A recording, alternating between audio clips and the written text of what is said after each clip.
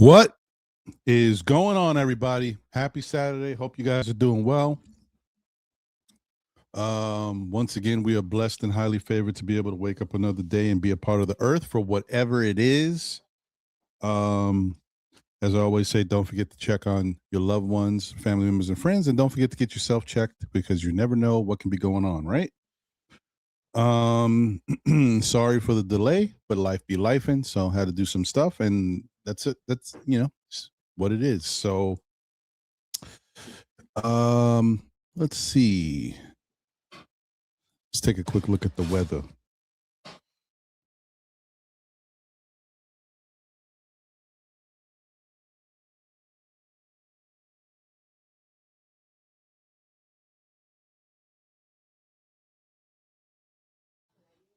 Okay. Currently it is 37 degrees. Um Weird. I thought it was going to be a little warmer. 37 degrees currently, going up to a high of 45. It is sunny, really sunny, beautiful. And that's the temp for today. Tomorrow it's going to be sunny, 54 degrees. Monday it's going to be partially cloudy or mostly cloudy, 67 degrees. Tuesday it's going to be partly sunny, 72 degrees. Wednesday it's going to be chance of rain showers, 74 degrees. Thursday we got partly sunny, 62 degrees, and then goes back down again. Friday, cloudy, rain, 47. Spring is springing, y'all. So, is what it is. Anyway, I hope you guys are all doing well. We got a lot to talk about today. There's been a lot of stuff in the news as far as media coverage goes with regards to the Knicks. Obviously, Stephen A. Hater Smith is a big part of all of this stuff. And look, guys, do I ever really want to give any light to whatever Stephen Hater A. Smith has to say? No. But the issue is he's a smart journalistic entity, and he knows what to say, and he feels a certain way. But sometimes when he says things, he can really come across to the people, and the people listen to what he has to say. So I can't not talk about it. I can't avoid it, because sometimes when we get in this situation and it becomes big news, he says something that resonates with certain Knick fans. So then they're like, you know what? Stephen A is right. And then you're like, oh, pump your brakes. Calm down. But listen, you guys know how I feel about him.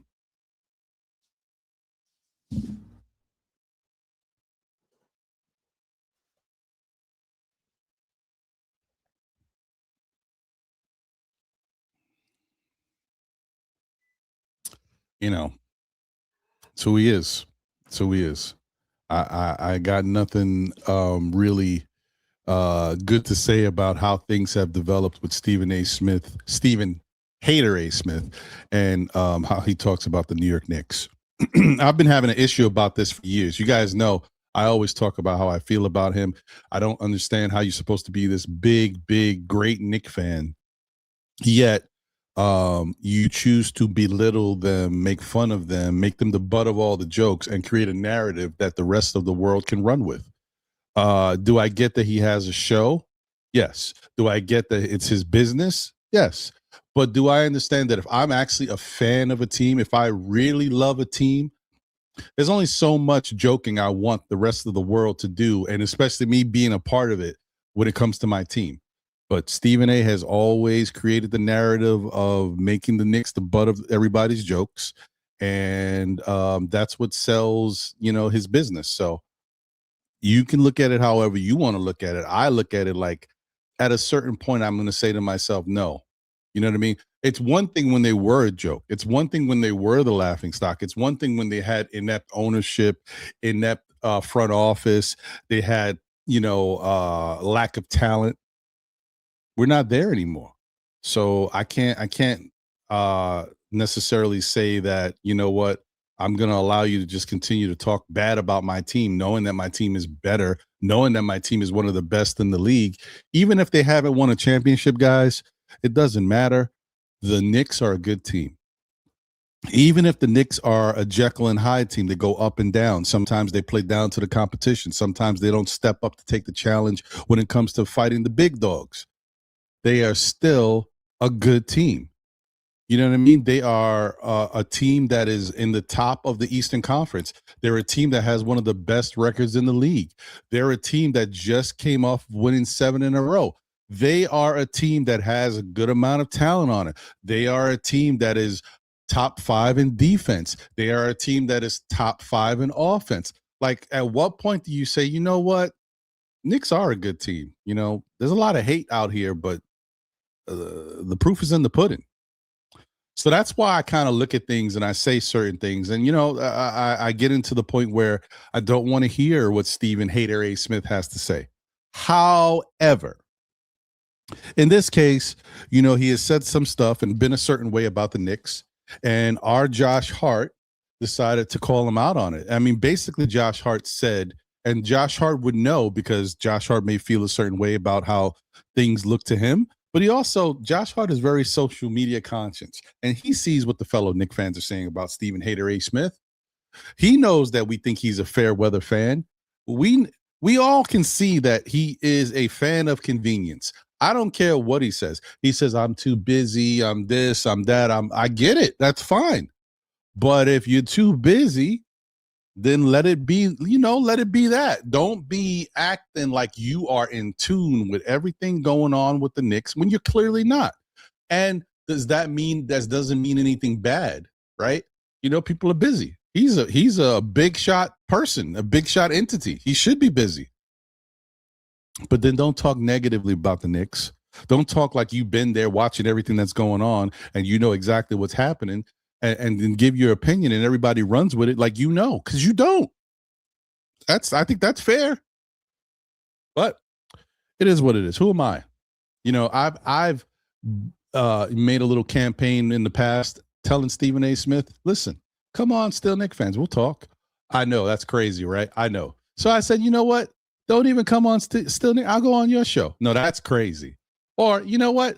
We can just engage in a conversation through email. You know what I mean? We can engage in a conversation off air. I don't care. I just want you to know how I feel and how I think a lot of Knicks fans feel about your fanship, about who you are as a fan. But, you know, I don't have to do that anymore because Josh Hart spoke up for me. Shout out to Josh. So, Stevens, you know, big point of contention is that, you know what? I've been a fan longer than you've been a Knick. I've seen the ups and downs. I've been through all this. I'm closer to the people that write your paychecks than you think, all this stuff, whatever that means. But most importantly, he said the Knicks haven't won anything. You know what I mean? It's been 50 plus years. They still haven't won anything. When I see the team having an opportunity in front of them and it looks like it's slipping away, I'm going to talk about it. I feel a certain way about it. That's what Stephen Hater A. Smith said. I mean, is he right to say the Knicks haven't won anything? Yes. Is he right to say that things are slipping away? I don't know about that. I mean, the Knicks, this Knicks team, you guys are fans. You know it. This has always been who the Knicks are. The Knicks don't do anything comfortable. The Knicks don't do anything necessarily the way you expect it to go. What's the difference between this Knicks team, last year's Knicks team, the Knicks team before that, with regards to taking care of business? You know what I mean? So when he says things are slipping away, what's different? This is always how the Knicks move. Are they a team that's maybe looked at as better because they got more talent and now their style of play can produce some really good results when it goes well? Yes. Do I feel like this Knicks team talent-wise is better than it was before? Yes. Do I feel like it has all of the intangibles that maybe it had in the past? No. I feel like we had a little bit more heart in the past, a little bit more fight in the past, but we've got more talent now. So, you know, you kind of take it for what it is. But it doesn't change the fact that this Knicks team is an up and down team. This is who they are. It's their identity. People talk about their identity, whether it's defense, offense. I say it's balanced, but really, this Knick identity is a mental thing. It's an up and down team. They're a Jekyll and Hyde team. They're a team that likes to be the underdog. They're a team that's not a front runner. They don't know how to play from the front. They're a team that is a play likes playing from behind, or middle of the pack, or whatever. They just adversity is their friend. Okay, that's the identity of this Knick team. Adversity is their friend. That's who it is. That's who they are. So, all I can say when it comes to Stephen Hater A. Smith is have your moment, milk the moment for whatever it is. This is what you do. But the real Knick fans know who you are. We don't respect you. We don't really want to hear what you have to say. That's part of the reason why somebody like me created a platform of this type of content so I could do my own thing. So I didn't want to listen to, you and other people on ESPN, the pundits that say stuff that I don't care to hear about. All they want to do is talk negatively about my New York teams. So, yeah, I'd rather do my own thing. And I think there's a lot of people out there that rather hear from guys like me and others than hear from you, because they know when it really comes down to it, you are wishy-washy. You are a fair weather friend, a fair weather fan, should I say. It's not the type of thing we want to hear. We may be negative at times, but really we want positivity. We want people to talk about our team in the way in which we see them. This is not the same laughingstock New York Knicks team that it was before. This is a real team with a real coach, with a real front office, and real talent. Okay? So, as much as we get on our team sometimes, that's okay. It's us. We can get on our team. We don't need outsiders to talk about our team negatively, and someone who's supposed to be a fan to continue to downplay and belittle and make the Knicks the butt of his jokes and the butt of the rest of the world's jokes. So that's okay, Stephen Hater A. Smith. We're good without you. You stay over there with your fandom. You be a fan of whoever else you want to be a fan of. There's plenty of teams in the NBA. We don't need you. I sound like Stephen A. Smith when I say that. We don't need you. So that's all I really got to say about him. You guys know, once again, I do not care about Stephen Hater A. Smith. I already told you who he is. It is Knicks for Clicks. He is who he is. Let him stay in the Knicks for Clicks Hall of Fame. Shout out to you, Stephen Hater A. Smith.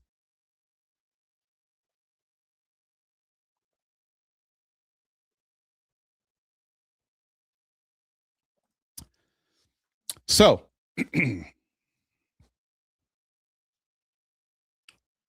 I do want to say one thing real quick before we get into the nitty gritty of the show, and if there are any panel members that come up and we get into a good conversation.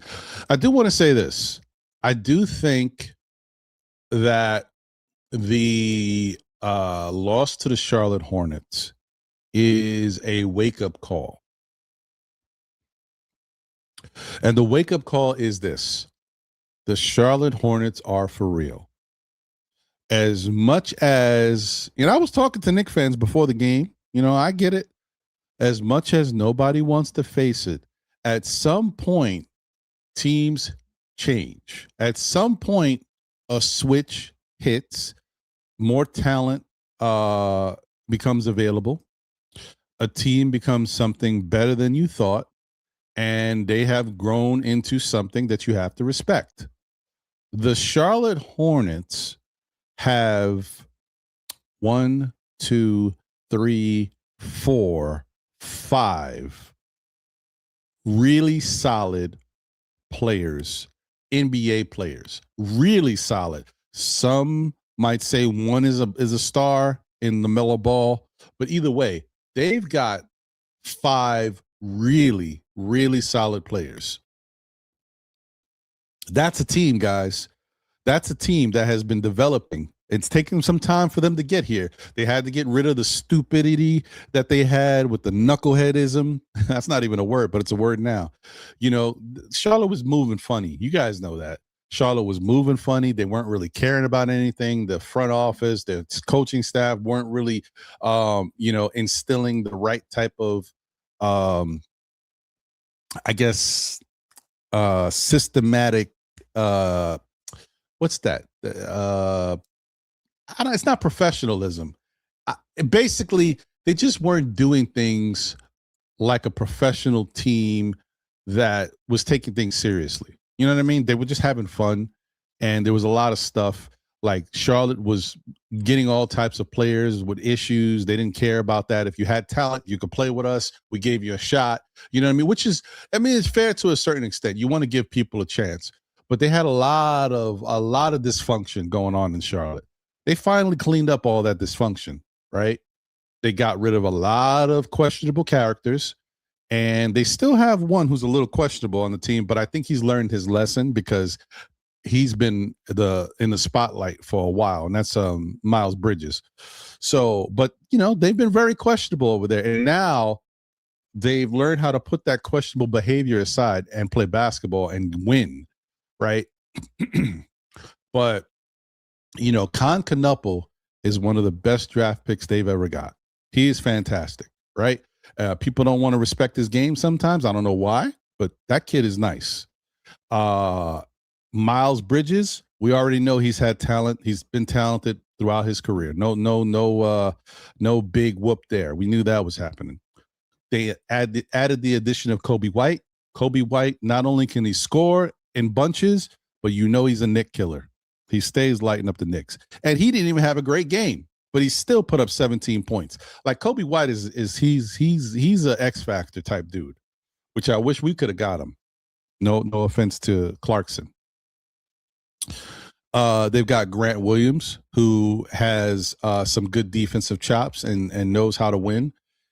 He's not the same player he used to be, but he's a good person to have on the roster. Excuse me. We obviously know they have LaMelo Ball, who LaMelo can be LaMelo whenever LaMelo wants to be LaMelo. He basically he's very talented, can get what he wants to get out there on the court. He also has great court vision. LaMelo's LaMelo. We get it. But my guy that I've liked since he came into the league is Brandon Miller.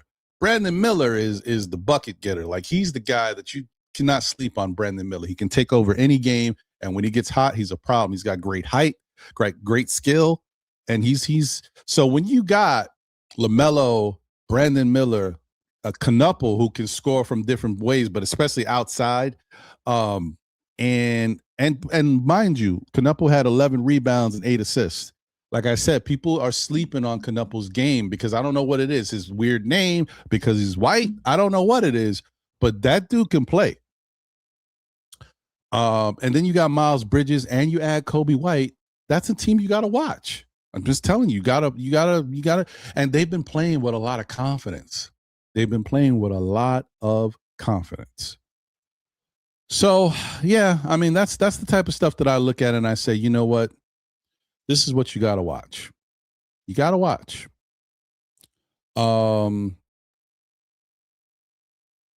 So I think the other thing about that Charlotte game too is, you guys know this, the Knicks have fans everywhere, but Charlotte, Atlanta, Orlando, to some point in Miami too, our fans go crazy in these arenas, but and Washington too. But it's disgusting in Charlotte. In Charlotte, it's disrespectful.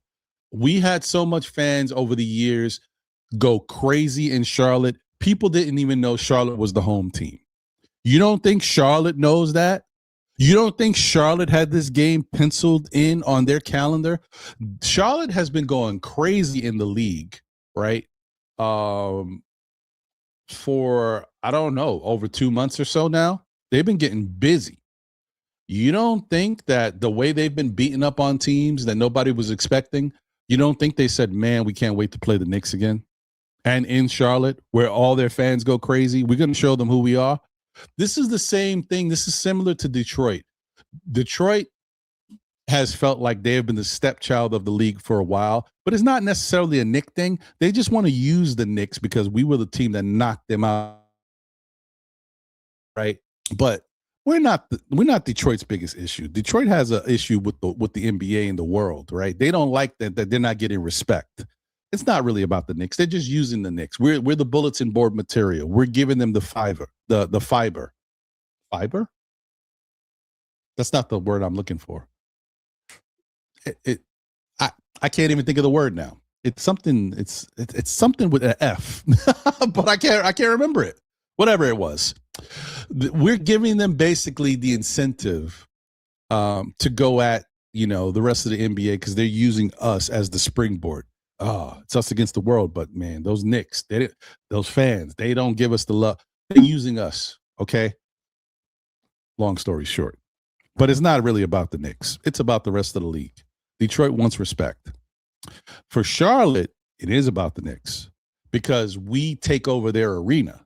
This is different. This is different than Detroit. This is different than any other team, actually, because when we go to Charlotte, it is Knicks in the building. It is Knicks MSG in Charlotte. So they don't like that. As basketball players, NBA players making money and going out there and playing home games in that arena. And then you watch when they play the Knicks that their fans are like non-existent. That hurts. And I'm sure those players know that, and that's why they looked forward to this game. So, like I said, it's a wake-up call in the respect that got to take that team seriously. And for the fans, we have to look at that team and say they're real. I've said it before. Charlotte is one of the best teams in the league since let me see here. Since I want to say since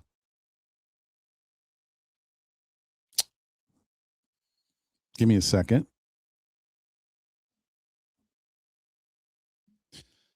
Since January 5th. January 5th, the Charlotte Hornets beat the Oklahoma City Thunder 124-97. And now, mind you, to start the year, Charlotte was already looked at as a bad team. They were going to have another bad year, and they were going to be getting a high draft pick. They hadn't really beat anybody of note.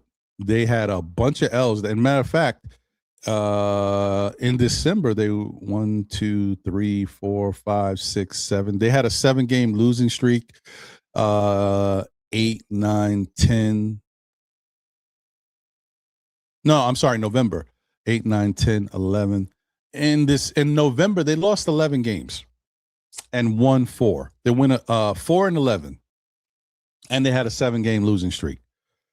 In December, they 1, 2, 3, 4, 5, 6, 7. 1, 2, 3, 4, 5. They were 5-7. So still a very bad team. Nobody's checking for Charlotte. However, we get into January and something changes. You guys might say, well, what changed? I'll tell you what changed. Con Knuppel changed. Con Knuppel started to get very comfortable and started to learn how to play in the NBA, and his confidence grew. And as he grew and his confidence grew, then the rest of the players said, oh, wait a minute. We got another one here. So now we got somebody else we could run with. So Miles Bridges started to get crunk, started to get better. You know what I mean? LaMelo was doing his thing. He just was getting hurt a lot. Brandon Miller, same thing. Brandon Miller, when he's healthy, he's a beast.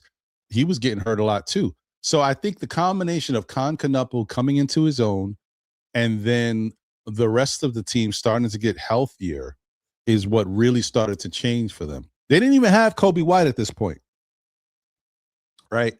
So they just started to play better basketball. In the month of January, they lost their first game. Then they played the Bulls. They won. Then the next game was against OKC. As I said, they won. And not only did they won by 27 points at OKC, not in Charlotte, at OKC.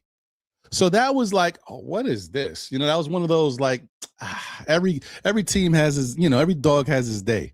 No big deal. That's just Charlotte winning a game. OKC took them for granted. You know what I mean? They got a win. They got a blowout. That shows you how much OKC wasn't caring about them, or so we thought. But then they get those 2 wins. Then they catch, after the big win against OKC, they catch 2 L's versus Toronto and Indiana. But then they win. They win. They play the Lakers. They beat the Lakers 135-117. That's kind of comfortable, no? At LA, mind you. In LA. Once again, man, nobody's taking these Charlotte Hornets serious. No big deal. Then they play Denver at Denver, and they beat them 110-87. Whoa, hold on. You mean to tell me they beat OKC in OKC by almost 30 points? They beat the Lakers in LA by 20 points. Then they beat Denver in Denver by 20. It's the same Charlotte team. Then they beat Orlando. And mind you, at this point, Orlando was still okay. This is before Orlando started to fall off. 124-97 by 27 points. Then they beat Washington. Who cares? Then they beat Philly 130-93. Then they beat Memphis. Okay, whatever. Then they beat Dallas. And that Dallas game was Cooper Flagg versus Concanupple, and that game was fantastic. Fun game. But Cooper Flagg got Cooper Flagg went off, but Concanupple got busy in that game. He had 34 points. Then they played San Antonio and beat San Antonio. What I'm trying to tell y'all is Charlotte is real. Okay? Charlotte is real. A couple days later, they beat Houston 109-99 by 10 points. Charlotte is real. So I don't know what we acting like. Charlotte is not the same team anymore. At some point, these teams get better. We got to accept it for what it is. It took us a while to give Indiana their props. Indiana, not only did they become a good team, they started to act better than us, and they beat us in the playoffs. Same thing happened with Orlando. Always gives us a bad matchup. Now we've noticed this happened with Detroit. Last year, we didn't give the Cavs credit. The Cavs were better than us at some point. Then they got hurt. I'm just saying. I'm not saying the Cavs are better than us now. And don't get me wrong. Even though I'm saying this, I'm not saying Charlotte's better than us. I'm not saying Detroit's better than us, even though they have a better record. I'm saying you got to take these teams seriously. And we got to respect that loss to Charlotte was a real loss from a team that was waiting to beat us. Okay, so I think I made my point. You get what I'm trying to say. Charlotte is real. They're no longer the laughing stock. They're a real team, and we're lucky that Charlotte turned it on when they did and didn't start the season like this, because then that would be another team in the top 4 in the Eastern Conference, because they would be. The way they're playing, they would definitely be top 4. So I'm just saying. Anyway, that's my little rant. I just wanted to get that out there because I think that Charlotte has been overlooked. I think that was a really good win. I think that was a good test for the Knicks. But I do think that Charlotte had a lot more invested in winning that game than the Knicks did. It showed that the Knicks went out there to play them, but the Knicks was this is the first time that I think the Knicks got to face this Charlotte team. So that's another thing. Charlotte's been playing really good basketball. The Knicks haven't had to face them. This is a new look Charlotte team for these Knicks. So and it was a wake-up call. So it is what it is, guys. I just wanted to get that out there, and let's understand that Charlotte is real. But that's it. Let's move on. All right. So let me put this link out there. So we can be rocking and rolling. All right. Shout out to Crim's dad in the building, a member of the SKF Army. Let's get it. Salute my guy. He said the ledge is getting closer. Yeah, I mean, the ledge was a little delayed. I'm sorry, y'all. But I appreciate you. Oh, and I'm drinking my iced coffee, homemade. You know what I mean? A little French vanilla flow, pinky up for flavor.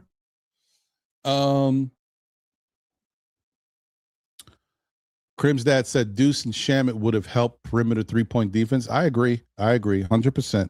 Unfortunately, that was our weakness, but I knew that was going to be our weakness because Charlotte likes to shoot the ball, and Knuppel is real. And thankfully, it could have got worse because Kobe White wasn't really cooking. If he was cooking, it would have been much worse. Walter Blackman's in the building, member of the SKF Army. Salute. Walter said, good morning, Ron and my Knicks family. I'm getting some overtime today, waiting on the show. Hey, man, I appreciate you, bro. Sherwin's in the building, says, good morning. I told you that Charlotte will beat the Knicks. Charlotte runs a traditional motion offense and makes Cat unplayable because he is a drop back defender. They want to shoot threes. There's some truth to what Sherwin is saying there. Sometimes I forget I know somebody who said this. He's banned now, but he used to always say Styles makes fights in the chat. And so, but he was right in this regard. Styles do make fights sometimes. And Charlotte's style of play definitely does. It doesn't go well with how the Knicks were currently playing. But this is why basketball is interesting. This is only because the Knicks haven't played this Charlotte team since they've become this Charlotte team. If the Knicks were to play this same Charlotte team today, the Knicks would beat Charlotte because the Knicks would know exactly how to play them now after seeing what they do and how to combat them. But, you know, it is what it is. That's my feeling. Okay, I'm not taking anything away from Charlotte. They're a good team. They are a legit team now. But the Knicks would be better off if they had to face them again. So it is what it is. Dwayne Dennis is in the building, said at this point, I don't think what seed we land at will be a give me. Each round will be tough. There's 6 teams competing for the fifth through 10th seed. Hawks, Magic, Hornets, maybe stiff competition. No, it is. They're all. I don't know about the Magic, though. The Magic is a little funky, yo. Magic been, I don't know, man. And plus, the Knicks have already shown they can take care of the Magic now. So I'm not stressing the Magic too much. Hawks, got to worry about the Hawks. Hornets, you see the Hornets are real now, and they can be trouble. So, yeah, I would say, yeah, it's a lot. It's interesting. And then you got a team like Miami. You don't even know what Miami is, but Miami could sneak in there too. So you never know. Like I said, I just want the Knicks to get in there and take care of business, do what they got to do, and we'll go from there. Sherwin said, you can't drop back off a good three-point shooting team. They will bury you. Atlanta now runs the same offense as Charlotte. They will beat us. No point guard needed. Motion office is the point guard. Yeah, I'm not necessarily see, Sherwin, I'm not going to say that I agree with what you said, but that doesn't mean that I feel like automatically that means that because the team plays that way, they're going to beat us. Charlotte, we haven't seen. Charlotte was a wake-up call. I'm telling you, a lot of stuff happened that really had to wake the Knicks up with regards to Charlotte. Don't forget, when we go to Charlotte, it's like being in MSG. And it's still, the fans were going crazy for the Knicks there, but all of that fueled Charlotte. Not only for them to run their game, they also had a little extra oomph in their step. I don't necessarily think that now, I think it was good that the Knicks got to see that because that will help them prepare for Charlotte in the future or prepare for playing Atlanta. Because you're right, they do play similar styles. I just think that the thing about this Knicks team, you can't, and this is where I give kudos again, you don't become top 5 in defense by not making adjustments and not understanding what you're dealing with. You can't be a top 5 defensive team and not know how to make adjustments and not know how to play different offenses, different styles. The Knicks will be okay. The more they play a team, that's why I think, you know, some people are making a big deal about Knicks losses and who they're playing in the competition. I think Knicks in a series benefits the Knicks. I don't care who they're playing, except if it's OKC. OKC is tough. We know that. They haven't figured them out yet. But any other team, I think a Knicks in a series thing helps the Knicks because they get to see these teams more often and come up with a different style to deal with them. You know, the bottom line is not only are we talking about the Knicks being top 5 in defense, but the Knicks are still a top 5 offensive team. That's not changing. Whether or not we love how they look all the time, it's still there. They still get busy. And if they're on from outside, it's a wrap. Doesn't always happen, but you know what I mean.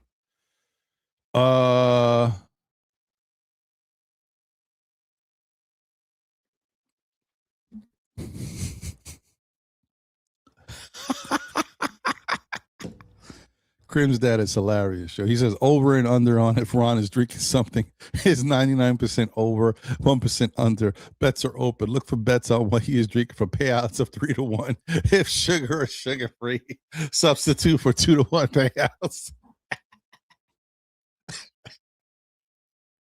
You're nuts, Crims.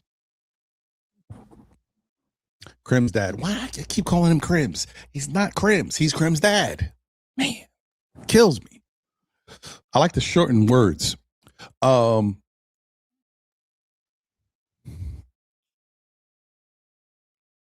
right, hold on. Joey Rip 'em Up Sports in the building. So what up, Ron, aka Mr. Biggs and the SKF family? Salute to you, my guy. Appreciate you. Hope you're doing well.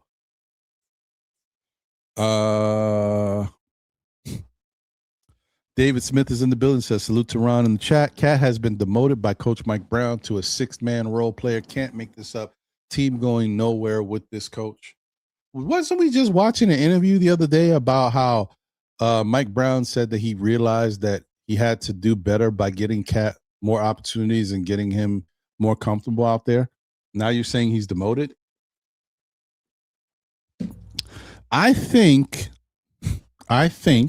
that Mike Brown was trying something.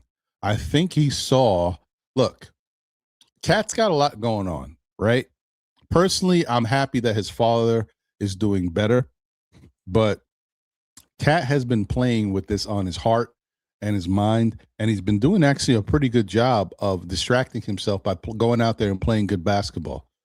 Could it be that the game against Charlotte was tougher for Cat? Like it finally hit him? That he's been dealing with stuff. There's been a burden, heavy on his heart. Like we don't know, but all I can tell you is Cat didn't look like Cat in that Charlotte game. Cat played 21 minutes. I get it. I understand that he was benched and Mike Brown didn't give him a real opportunity to go out there and do what he was doing. But maybe Mike Brown saw something in Cat and said that, man, he doesn't look like he has it tonight. You guys know Cat finished with 3 rebounds, right? 3 rebounds for Cat, who's one of the better rebounds in the league. Like that rebounding it's not about skill, it's about effort. And maybe Mike Brown said, man, you know what? My guy don't look like he's here tonight. I don't know what's on his mind, but maybe he's going through something. We already know what he's been going through, and he's been a champion. He's been strong, but maybe we don't know what's going on, guys. All I can tell you is that I just feel like there's more to the story than and we don't need to know. We're fans. He's the coach. Cat's the player. Maybe Cat wasn't really feeling it. Maybe Cat had a lot on his mind. You know what I mean? We don't know what's what. We hear, Cat's father is doing better. That doesn't mean anything to us. That what it matters for is Cat. Give me 1 second, guys. Sorry. Have a visitor. 1 second. I'll be right back. Let me hit my commercial thingy. Where is it? Where is the commercial thingy? There we go.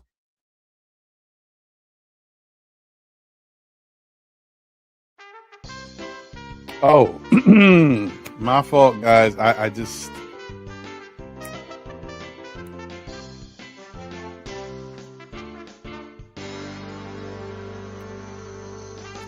They not like you ain't ready. You just ain't ready. That's all. Look, I'm not going to judge you because you can't do it. It's fine. Not everybody can. Just be there to support, man. Stop the hate. Congratulate. What are you doing?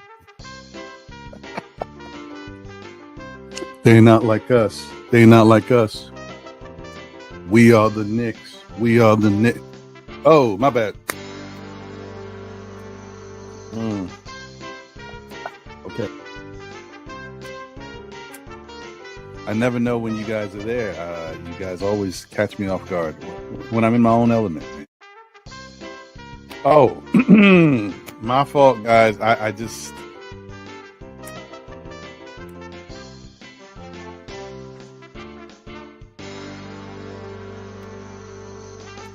They not like You ain't ready. You just ain't ready. That's all it. Look, I'm not going to judge you because you can't do it. It's fine. Not everybody can. Just be there to support, man. Stop the hate. Congratulate. What you doing? They're not like us. They're not like us. We are the Knicks. We are the Knicks. Oh, my bad. Okay.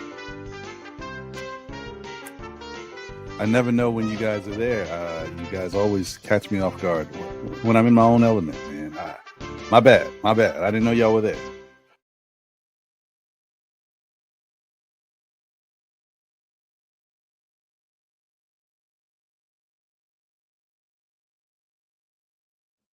All right, guys, you bear with me for a second. You know how we do. Like I said, I got a visitor. That's how things move here. But it is what it is. We all right. So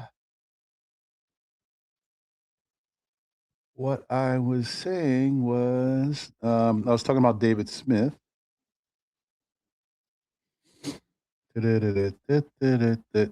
Okay, here we go.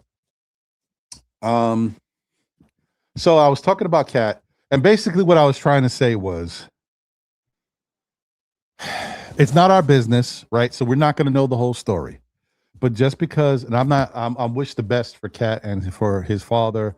You know, Cat's been through a lot, his family, health, and all the stuff that happened in 2020 and 2021.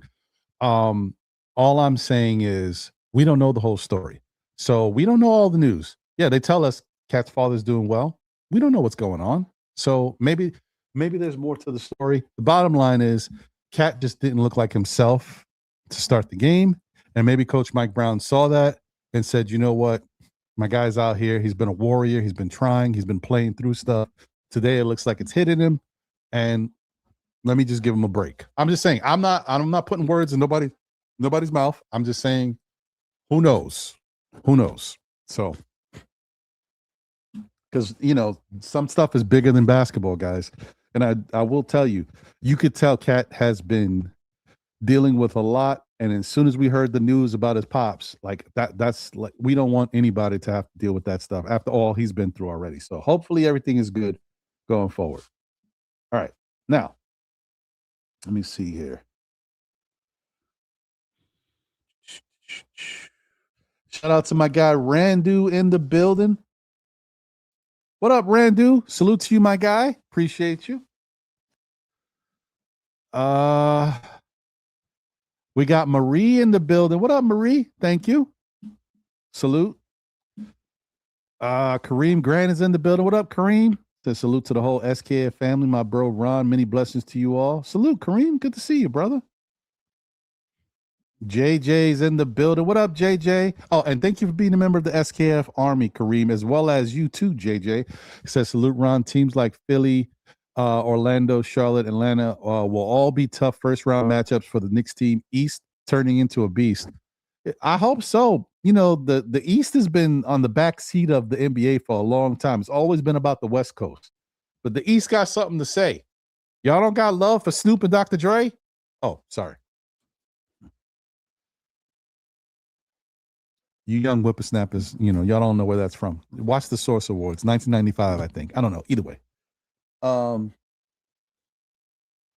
Darlene Bryan is in the building. What up, Darlene? Said good afternoon, Ron. Good to see you, Darlene.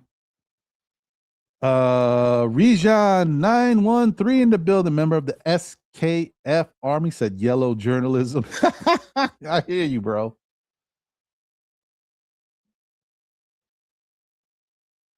Rejan says Stephen A is not even a basketball analyst. He is filled with a lot of opinions that speaks nothing of journalism.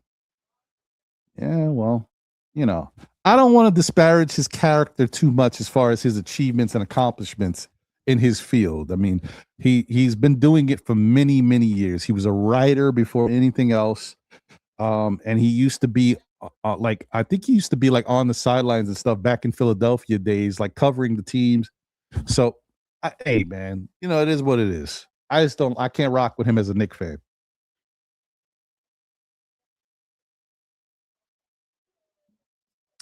Sherwin said, oh, interesting. Ron, please tell me what Steven is saying that is not true if you are honest. We are a good, flawed team. Yes, that's true, Sherwin. We are a good, flawed team, but we were a good, flawed team last year. We were a good, flawed team the year before that, too. We've been a good, flawed team. So when Stephen A starts to say, I feel a certain way because it's slipping away from this Knicks team. No, the Knicks have always played like this, Sherwin. This is who they are. They're an up and down team.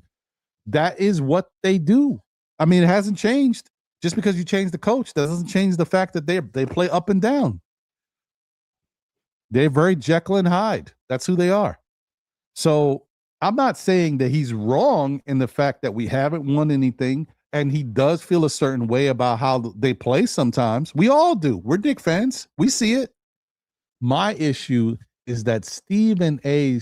Hater A. Smith, whatever you want to call him, he has not been a fan that acts like he's a Knicks fan. He has been a person that covers sports and acts like he is talking about any other team. It doesn't seem like the Knicks team is his team, is what I'm saying.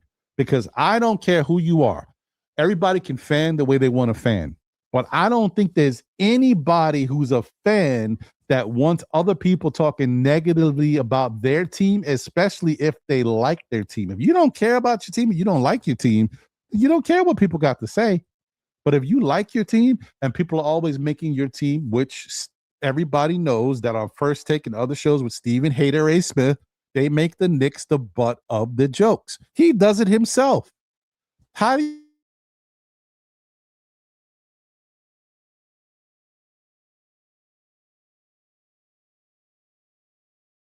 like a joke? And I see my internet is going crazy, y'all. I got to tell you, this is one of them days. Got visitors, got the mask on, got the interneting. Boy, one of them days, y'all. Let me take a sip of this iced coffee so I can get more congested. Pinky up for flavor. Anyway, let me see here.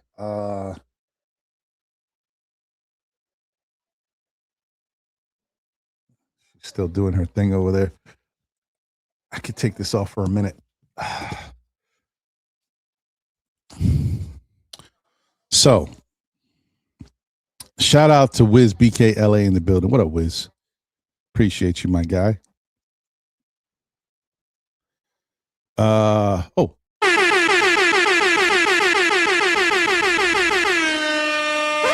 You know what it is. Shout out to David Smith. Thank you for the generous super chat. He said, this year the Knicks are undefeated 11-0 in games where Cat attempts more field goals than Jalen Brunson. Cat should be featured as the primary option. It's fine. I don't think anybody has an argument with that. Like I said, I just think the Charlotte game is a different situation.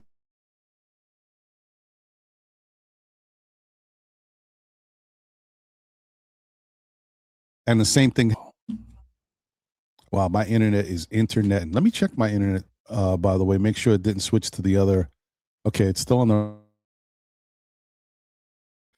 I don't know, guys. I hope you guys can hear me. I apologize, but you know, this is terrible. It's terrible, I say. Yeah, I hope that the OKC game will be different and that we'll get to see Cat like we're used to seeing Cat. But if something does happen, I'll be right there with you, David. I'll say, you know what? Now this is ridiculous. I'll be right there with you. I just feel like the Charlotte game was different. But we'll see. I could be wrong.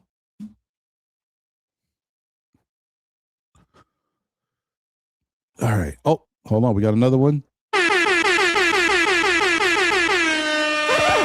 Thank you for the generous super chat, Mr. David Smith. Said the Knicks are 23-5 this year when Brunson takes 20 shots or less in a game. Knicks are only 16-14 this year when Brunson takes more than 20 shots.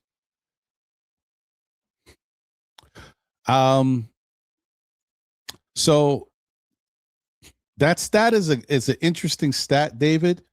But remember, that stat could be a microcosm of other things. If Jalen Brunson takes less than 20 shots, it could mean that there's good ball movement and guys are hitting their shots and doing what they need to do. However, the flip side is when he's taking more than 20 shots, it usually means that guys are not hitting their shots, that Jalen Brunson is called on to do more scoring because our offense is not clicking. So is that on him or is that on the offense? You know what I mean? I hear what you're saying, but I just don't want it to be specifically a Jalen thing. It's not like Jalen says tonight I'm going to score, I'm going to shoot 30 shots. Jalen Brunson is kind of going off how the offense is moving, and if the offense is not moving, then he starts to try to take.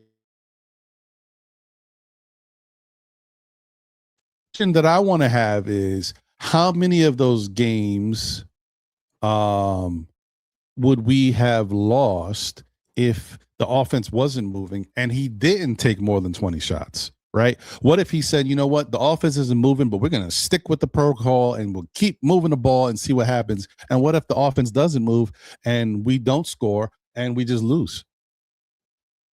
You know, what if him saying, you know what, I got to take control of the game and try to get something going gives us a better chance to win the game? I don't know. I don't know. That's getting real deep into the stats. I don't know, but I'm just saying, like, it's a tough one. That's a tough metric to really understand what's what. Is all I'm saying. All right.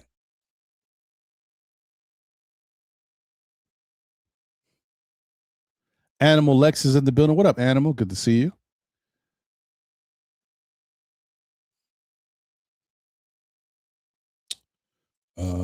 Doughboy Fresh Music is in the building. Well said. I never thought Steven was a real Knicks fan. Yeah, I don't know, man. I don't know about him. Maybe at one point he was, but he got jaded because of watching other teams win and being in the role that he's in. Maybe he just started to look at them differently. I do think when I really started to feel a certain way about Stephen Hader A. Smith is when him and Max Kellerman had the show. And that's when I was like, yeah, these dudes are both fake Knick fans because they're both supposed to be big Knick fans. And Max Kellerman was terrible. So, yeah, that's when I started to see this guy. He ain't no real Knick fan. I'm cool on him.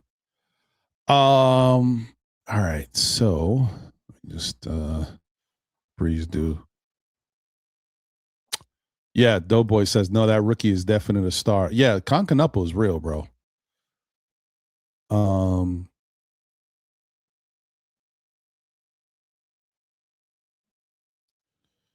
Yep, I agree, Randu. He likes to talk when they're losing. Hey, look at my brother. Hey.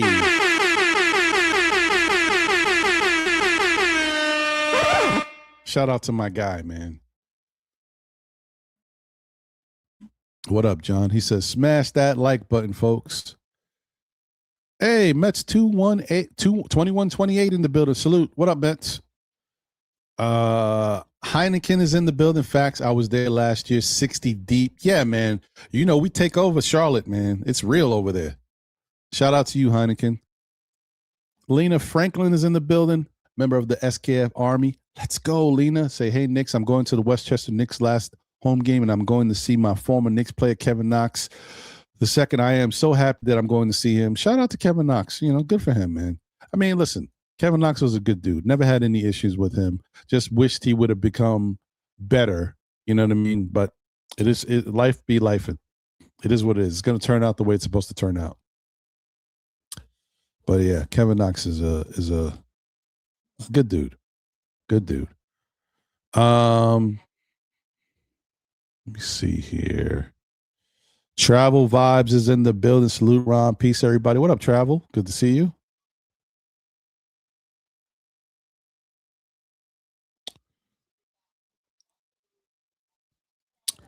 Dwayne Dennis says, Ron, I think all of the Eastern Conference playoff contenders have the Knicks penciled in on their upcoming calendar as games to win. The Knicks are stepping stone for other teams.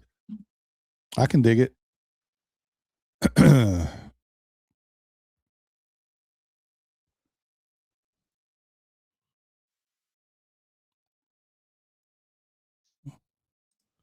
Oh.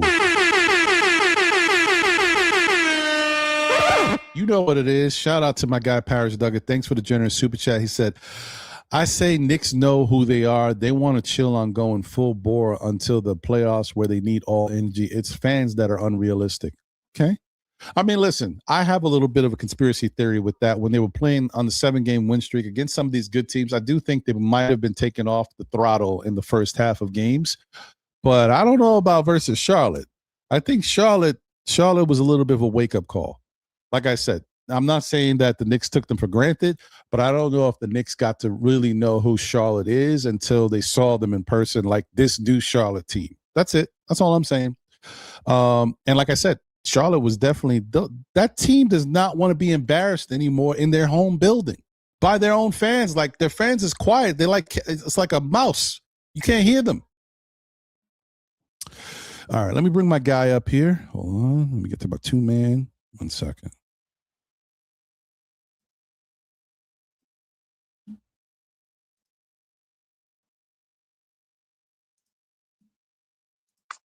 Hey, what up, Jay? What up, what up, what up? Good afternoon, my good brother. How are you today, this afternoon? What's going on, bro? How you doing? I'm doing well. Baseball season has started. Knicks are rolling towards the playoffs. The weather is starting to get beautiful. I woke up. That's all that matters, bro. All great things. You woke up. I'm happy about that. You know. We're here, bro. We're here. We're here. Yeah. So you're sipping on something that's got pumpkin spice in it. Today we vanilla. We French vanilla. Vanilla. You know, those coffees, the ones you drink, I like them. They're like desserts for me, right? Like I could drink one like at night if I drink coffee at night. But I'm gonna try something new soon. And every time you see me. Before you used to see me with this one all the time, and I would drink coffee at that. But the thing came up. My daughters gave me these things, so I wore them down to the wheels popped off. Let the tape rock till the tape pop, and then and then they gave me this other one. I'm not ashamed to say it runs on coffee, but I didn't notice that they played me. It says pink right there. And I, and for the longest I've been running around like, hey, what's going on? Everything good? Yeah, good, we're good. Yeah, all right, cool. See you later. Right? Yeah. But yeah, I think that the Knicks are in a great place. I wanted to start there, and that they ran into a younger, on the average, 6'6", 6'7", lengthy, quick, young, playing with house money. That's really what, and that's why I think going into the playoffs right now, this might be a little bit ludicrous. This might be a little bit ludicrous, but I think Charlotte is the scariest. Good morning, old man. How we doing? Good? I'm good, brother. All right, brother. Young man is what I meant to say. I really did mean to say young man. I'm very sorry about that. Now you kept it above. Sorry. No, but I'm being serious, but it's okay. It's funny. I think Charlotte's a very scary team because they're very undersized sold. They're very understated. They're mysterious almost because a lot of people don't know about them. Like you said, they're quiet. I don't, they don't sell out right down there. Mm-hmm. You know, most you go down there for a Knicks game, it's a Knicks game. You know, so I think that out of all the other teams, we know what we know what's going on in Cleveland. We know what's going on, in all these other Boston. We know what's going on here. Charlotte, interesting team, very interesting team, very athletic, very young, shoots well, rebounds good, and they play at a pace that is very hard to play with. Yeah, I agree. That's true. I agree. They're definitely somebody that can light you up, and if you take that for granted, you will get embarrassed. I mean, we've seen it before. Like even when we beat Charlotte, there's been times where LaMelo will be cooking us, and that's it. We know Brandon Miller cooks the Knicks too. Like that guy, he's a tough matchup for our team. So when you get to the point where that team starts feeling a little confident about how they play, and you get more talent around them, I could see it turning into something. And I'm just surprised at how effective it's been. I mean, when I did the thing earlier and looked through the league and looked through the teams that Charlotte's been knocking teams out. So I gotta respect them. Yeah. Anyway, let me get to these two super chats real quick before I get over to Nick Nation. Shout out to Paris Duggar. You know what it is? Says you gotta love a team that loses once every 10 days. You ain't wrong. That's a fact too. Knicks have been taking care of business, man. Look, as much as we get on them, Knicks have been playing good basketball. It is what it is. I mean, sometimes the product is not as clean as we want it to be, but them W's is adding up. So they're still winning. Shout out to him for that. Let me get to another one here. You know what it is. Shout out to Paris Duggar. Thank you once again for the generous super chat. Said biggest mistake Leon made is worrying about not going over the second apron for a key piece. Kevin Herter, Kobe White, Josh Green, Jaden Hardy, Sadiq Bey, all guys that could have helped this team, man. You're not wrong about that. I do think that it would have been I would not have been mad if we got Kobe White. I would not have been mad. And I've always liked Kevin Herter, white boy swag, yo. That's my guy. Yeah. My dude. So I mean, like, I'm not mad at it, bro. So I hear you. It is what it is. I mean, hopefully the Knicks have but in fairness, sometimes you do luck up on your own. And I do think, some nights you start to see him and you're like, you know what? Mo Diawara he can do some things. So we just need Mo to continue to learn, get confident. The only flip side about that is these other guys that we mentioned, they've been in the league. They know how to play against multiple teams, and they figured out how to score against all these teams. Mo's still learning. So that's the difference. These guys are already kind of established. They know how to play in the NBA against everybody. They've been shut down by guys. They've learned how to play against them in the future because they've had years of this now.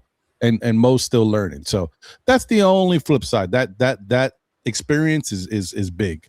I agree with that. I do think they are lacking a kind of like an athletic. I give you a guy like an Al Horford. They're missing somebody like that on their team. Mm-hmm. Mm-hmm. I see what you're saying. You know what I mean by that? Like it kind of glue it together. All right, you got to reel it in. Okay, that's exactly it. All right, go sit there ass on fire. Boom. Right. You got it. Right? Yeah, I hear you. No, I mean that makes sense. Let me add my guy to the panel. 1 second. Look at this guy. What up, Wiz? Wiz, what up? The BK in LA. Oh, Wiz, no. I can't unsee that, Wiz. I can't Yeah, unsee that. It's too Wiz. early Wiz, on a break it down. Show Saturday. him how to break it down, Wiz. Show him Oh, how to break it Wiz. down, Wiz. Go. At least give me like 3 shots, Wiz. At least 3 Oh, shots. Then I can. Man, Oh no, Wiz. Oh, okay. Anyway, Oh. let me say real quick, shout out to the Cowboys in the building. To Cowboys, what's going on? Man, that's a strong name, Die Pistons. That's real. Okay, all right. Shout out to you, Knicks fan, whoever you may be. Wow, that's That's rough. Shout out to Trapped in the 90s. Shout out to my guy Andios NYK says hit the like button, SKM Nation. Don't forget to subscribe, sit back, relax, and enjoy the show. Let's go, Knicks. And Andios, I know we're getting closer. I know the baby bump is bumping. I know it's getting soon. Oh yeah, it's coming. Not quite yet, but it's getting very close, guys. I can't wait. Can't wait. Oh man. Let me know. Shout out to Jersey Shore in the building. Appreciate you. Shout out to APAP. Agent Super Argo in the building. Salute. Vaughn Allen, once again, salute. Humberto de la Hose in this house. What's going on, Humberto? Ala Wise is here. I gets Muga in the building. Appreciate you. I like that. Best Saturday show. Thanks, man. Shout out to Akuma in the building. What up, Akuma? You know what? I don't know, man. I've never actually been able to collab with those guys, but maybe. You know, I know they do their thing. Shout out to Keith Turner in the building. Salute. Says newsflash, Mike Brown don't actually play basketball. Well, you know, maybe at one day. I don't know, 1 point. Shout out to Prezi and the boss in the building. What up, Prezi? Says Ron, the Teflon Don, and General of the SKF Army. Salute. Yes, we on 10K. You know it. Please smash that like button and subscribe if you haven't already done so. And last but not least, there might be more out there that I haven't got to. It's not for lack of trying, but gotta give love to my guy, Jay Boogie. Good afternoon to the family. Greatly shouting out cat blessings, health, life, and happiness. So you all, let's go, Ron. Another jewel dropping Saturday. Salute. 3 capital S's. Appreciate you. Oh, and Jay Boogie, I know you probably didn't see the Monday show, but I played your joint. That joint's fire, yo. I like it. And fire, Boogie, fire. It was hot. Appreciate you, Jay Boogs. I'll see if I can drop it again, maybe on the way out for today's show. And one more super chat. My fault, Nick Nation. I'm sorry to keep making you wait, brother. No, do your thing, brother. You know what it is. Shout out to David Smith. Thank you for the generous super chat, my guy. I said Josh Hart getting 38 minutes with a minus 14 versus Pelicans and 39 minutes with a minus 15 versus Hornets, while 6-time All-Star, 3-time All-NBA Cat gets only 22 minutes versus the Pelicans and 24 minutes versus Hornets. This is MSG politics. Well, I mean, don't you think that maybe part of the reason why Josh Hart got 38 minutes versus the Pelicans and 39 minutes versus the Hornets is because you don't have any Deuce McBride, you don't have any Landry Shamet? Don't you think that maybe Mike Brown says, I need somebody to guard the guards, and he doesn't feel necessarily confident in a Alvarado who's small, Jalen Brunson, who we already know about his defense, but when he comes to play, he comes to play. You don't have anything in Tyler Kolek. So I'm kind of like, you got a lot of effort from Jordan Clarkson, but you know he's not a defensive player. So, like, where are you getting that help on the perimeter versus the guards? All you can do is lean on a guy like Josh Hart, right? Because you don't necessarily want – OG is too big to be running around with guards, right? He can guard them, but to be running around with them is a different story.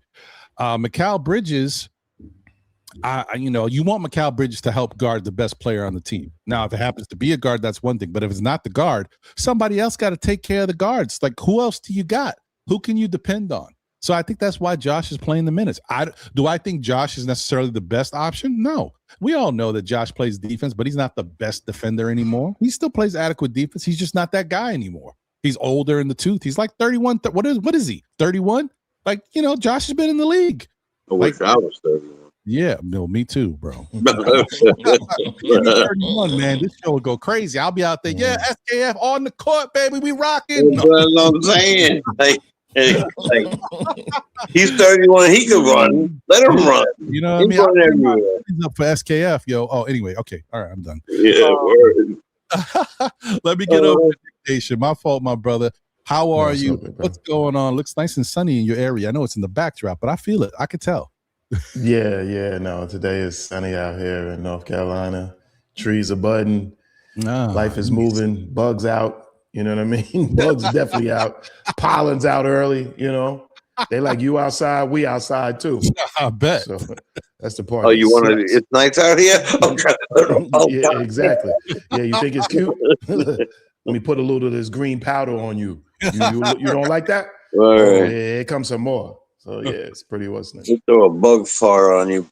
Yeah, but big shout out to everybody out in the chat. You know what I mean? It's Saturday. We appreciate everybody coming out, you know, rocking with us. You know what I mean? And look, we have the best dancer in California on the full West Coast. You know what I mean? We got my man Wiz here. You know what I mean? Coming in with dance moves. What other show are you going to get dance moves like this? Are you kidding me? This is it right here. This is where you want to be on a Saturday. Rocking with Wiz. You know what I'm saying? Right. Get him, Wiz. Nobody beats the Wiz. Nobody beats the Wiz. Hit him, Wiz.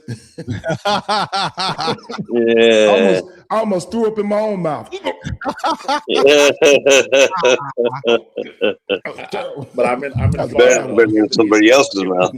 Hey, Wiz, leave the dance to me. You do the singing and whatever it is that you think you're doing. Good idea. Oh man, now you really did it, Ron. Yeah, Wiz, you do the beatbox. For a lot. You know what I mean? You play you're the tambourine guy. No, you look like the tambourine kind of guy. That's what you. Ching, ching, ching.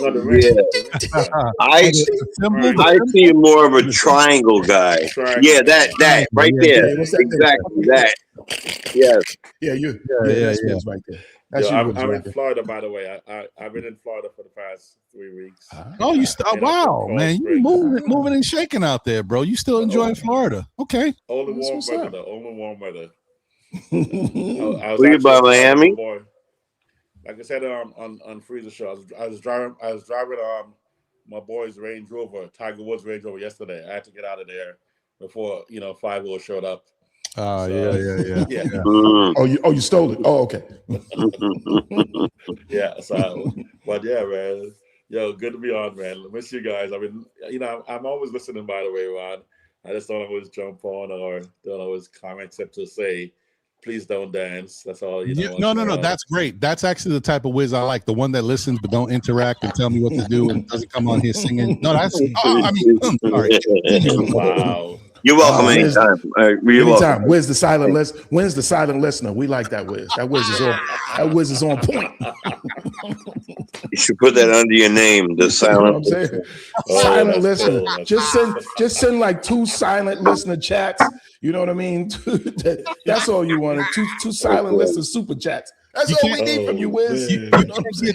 Anywhere, folks. This camaraderie that we have, the love, the ripping and the running. Yeah, man. That's KF Saturdays. Know the ledge, baby. Let's go. That's what's up. Coming from. Look at me. I'm shaking garlic just because I'm excited. I had garlic in my hand. I was like, yeah, all right. Just a heads up, Ron. You got 2 more super chats too. Yeah, I see him. Thank you, my brother. Okay. You got it. You know what? He's the super chat. He's the super chat hawk. He's making sure. We're just trying to talk. He don't know that I can't hear him because I'm talking over him. Hold on, Wiz. Let me read this super chat real quick because they're coming in fast and furious. So there's been news a lot here with these super chats. Hold on 1 second. Paris says, shout out to David Smith. He didn't say the shout out. I'm shouting him out. Josh screamed at Cat for his drop coverage first on Canepo first quarter, and Cat soaked and quit the rest of the game. Tell Cat to show up. Okay, Parrish. I hear you. And then we got another super chat from my brother, Mr. J Boogie. Said, Ron, I see everything you do. I might not comment, but I'm subscribed. I'm on 24-hour alert with you, my brother. Nick Nation, we got a link, definitely. Okay, I appreciate you, Jay Boogie. Yeah, you know what I mean? I don't want you to think that I forgot to play the joint. I just didn't have a chance to to see it, and I'm like, I wasn't even thinking about it, because if I was thinking about it, it would have got rocked last Saturday. But don't worry, we're gonna play it this Saturday too, because it's a fire joint. I'm definitely gonna put it up. Yep. I just, unfortunately, my whole thing is I'm mad about the fact that I got to clean out my computer, guys. And I know I keep saying this, but it's easier said than done. I actually got to buy a drive to put this stuff, because I could easily delete everything, but I need some of this stuff. So I'm trying to get a drive real quick so I can put the stuff on the drive, and then I can clean this puppy out so I can start doing my thing again. But give me a second. I get mad because you guys don't know this. Let me over talk for a minute. I spent $120 on a drive, huge drive, like 5 gigabytes. Oh no, I'm sorry, 5 5 terabytes. Terabytes. Oh, I'm about to say, okay. 5 terabytes, and I lost the wires for it. So I got the drive. Oh. So anyway, yeah, it is what it is, guys. Whatever. Okay. It's there somewhere. It's got to be somewhere, or maybe we threw it out. I don't know, man. You'd be surprised when cleaning starts happening here. Everything just goes.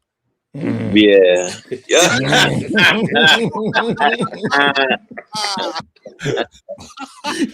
know how it is. You know what's funny? You feel the opposite happens here. The opposite. I hear you. All right. Yeah, that's still there? Go ahead, Wiz. My fault, yo. Go ahead, my brother. What's on your mind, man? I feel I've been in Florida 3 weeks, and every week my wife calls me, goes, "Can I throw this stuff out here? Can I throw this bag out?" I'm like, "No, don't throw my stuff out." Don't worry. When you go back and go try to cook on Saturday, what happened to all the salmon? I had to get rid of it. You wasn't here. Exactly. Right. Yeah, man. But great to hang with you. I here to represent a winning mentality, because I'm a Giants fan and a Yankees fan, so I actually know what winning is like this century. Just want to say to Cowboys fans and Mets fans, same. This guy. Cowboy fan? Gotcha. He's got hat. He's got hat. Wait, you said you're a Cowboy fan? The heart. He's got the hat. No. He's with the hat and the team. Then he's a Giant fan, so you can't rock with that. I know you conflicted right now. It's okay. Oh, I'm a Giant fanatic. Where's my man? You picked a great team. Yeah, but at least, you picked a great team with an owner that has his noodles all in the right spot. Yeah, it's good. It's gonna be all right. All right, Liz. Let me ask you guys. Let me ask you guys a question, since I got y'all here. Right? Yes. Do you think? I'm not sure. How do I say this? Do you feel? Has anything happened or transpired lately that makes you feel differently about the Knicks? Or is this always this is this to me? I'm just saying it like this. This is the same Knicks team that I've been seeing all year. It's the same Knicks team I've kind of been dealing with last year. I'm not talking about the talent wise and the top 5 defense, top 5. I'm talking about the mentality, the player makeup. What is so different about this Knicks team? Am I missing something? How do you feel? Wiz, let's start with you. Are you scared that all of a sudden you thought, hey, the Knicks can win a championship to start the season, but now you feel like they can't do it? How do you feel? Actually, I'm more confident today than I was start the season. And by 2 things. One was how we performed under pressure in the Emirates Cup and how the coach made the right moves. Secondly, our defense for the past 30 games. And occasionally, when our offense is played right, which sometimes means Brunson left. Unfortunately, which I love Brunson, by the way. Don't get at me. I love Brunson, but not the Brunson mentality of retaining the ball too long and taking, whether it's Brunson or anybody else. Obviously, I think that team, when played like that, with every starter getting 12 to 18 shots each, and 2 or 3 bench players getting like 6 to 8 shots each, we are unstoppable. I think that is actually the way we can do it. And so I'm more confident today than I was at the start of the season and even post Emirates Cup. Confident. Okay. Yeah. I do want to say this though, before I get Nick Nation to Jay.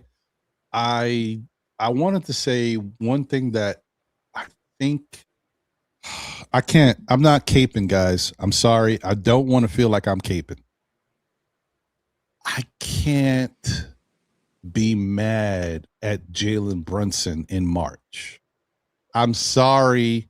The only thing I'm saying to you guys is I feel like Jalen Brunson is trying to do too much. And because of it, it is taking away from his consistency on offense. But even in the Charlotte game, you guys want to say Jalen Brunson's taking too many shots. He's calling his own number. My man had 13 assists. Like even then, True. like what? Like I can't get mad at like you guys. It's okay to be upset about something that you want to be better. But when the guy is like kind of slapping you in the face with the opposite action, right? You're saying, man, he don't move the ball. He don't pass the ball. He's not trusting his teammates. And all March, we've seen he's averaging 9 assists a game in March. Actually, he was averaging 10. He might be back at 10. But, you know, it started to dip a little bit because a couple games. But I think it's 9.5 assists he's averaging in the month of March. You got that going on. And then you talk about the Charlotte game where he went on a hot binge. He was hot for a while, but then he kind of cooled off. He was 0 for 6 from 3, which is not good. You'd rather him just stop taking the threes if it's going to be like that. But then I'm like, I even forgot when I was watching the game. I looked at the box score. He finished with 13 assists. Like, you can't be mad at like, how much did he need to have 20 assists for you to say, oh, now he's moving the ball? We're talking about 13 assists. So that's all I want to throw out there. That's for the people that are very questionable about Jalen Brunson and the way he moves. The guy had 13. And again, I'm not talking about you. I'm not talking about you. And I do know what you're saying. I get what you're saying. In that game, though, I'm going to critique 23 shots. It's the only part I'm going to critique. When Cat and everybody else was doing 10 or less. I agree. That's the only part. What I'm saying is, but the narrative is not just that Jalen takes too many shots, is that he doesn't look for his teammates. Can't say that in this game. You could say he maybe took too many shots, and I agree. I told you, 0 for 6 from 3. I mean, he could have kept some of those shots in his back pocket, right? So I agree with that. But and then the Cat thing, that part in this game was tough because Cat only played 21 minutes. So you might want to look at Mike Brown, like David Smith has been talking a little bit more, that, you know, he was benched. I don't know what's going on there. I'm just telling you, it is what it is. We'll see. Take care. So let me move on, get to Nick Nation. Your thoughts, brother. Do you feel differently about, you know, how the Knicks looked to start the season as a championship contender? Do you feel differently now? Like now you're like, I don't know. What's your thoughts, bro? I'm in limbo. I hate to split the baby on that point. But yeah, I'm definitely at that stage where I split the baby. Unfortunately, there are, you know, from the beginning of the season to now, you know, you implement it with more of, you know, ingredients of seeing what happens and what goes on. And unfortunately, we have had a bad mixture of up and down ingredients, which makes us, you know, pause, taste different. So I've been given no choice in that matter. We've had inconsistent play from our wings. We've had inconsistent, you know, play from our bench. So there's been an inconsistency, which definitely is going to, you know, make me as a person, you know, look at it. Do I have faith still in this team? I still have faith in the team. But, you know, as a reality check, these are games that are reality check. These are the games that the signs about us who have been, you know, a little question, you know, Mike Brown questioning our players, that some of us have done early, where we see where that, you know, that head, all of a sudden it rises out and we're like, see, there it goes. But, you know, as fans and people of all different walks, shapes, and sizes, you know, who come into the chat or in different shows, different things, you're always going to hear that, which, you know, you're going to hear different takes up and down, you know, which leads us to, you know, to some points of doubt here and there. And then there's the test of the eye. My eye test has definitely told me that, yeah, for a long time, even in early points in time, we've questioned points, even when we win. And we definitely learn a lot from when we lose. So, we won 7 in a row, but what was the deep essence of those wins? What kind of teams were we playing? Were 5 of them, out of those 7, were 5 of them teams that no matter what we should have beat, we should have won anyway. And even though some of those wins, they were very close, very sketchy, where we didn't come out playing well in the first quarter, where we give up 32, 36 points in the first quarter of games, which is not, where we want to be. Coming back in the second half of teams that are 12 and 50 something, that shouldn't be. We shouldn't have to fight, and barely squeak out with wins. Those are warning signs. Those are not just, how we want to just chuck it up to like, yeah, they played down to their competition and things like that. Did they really?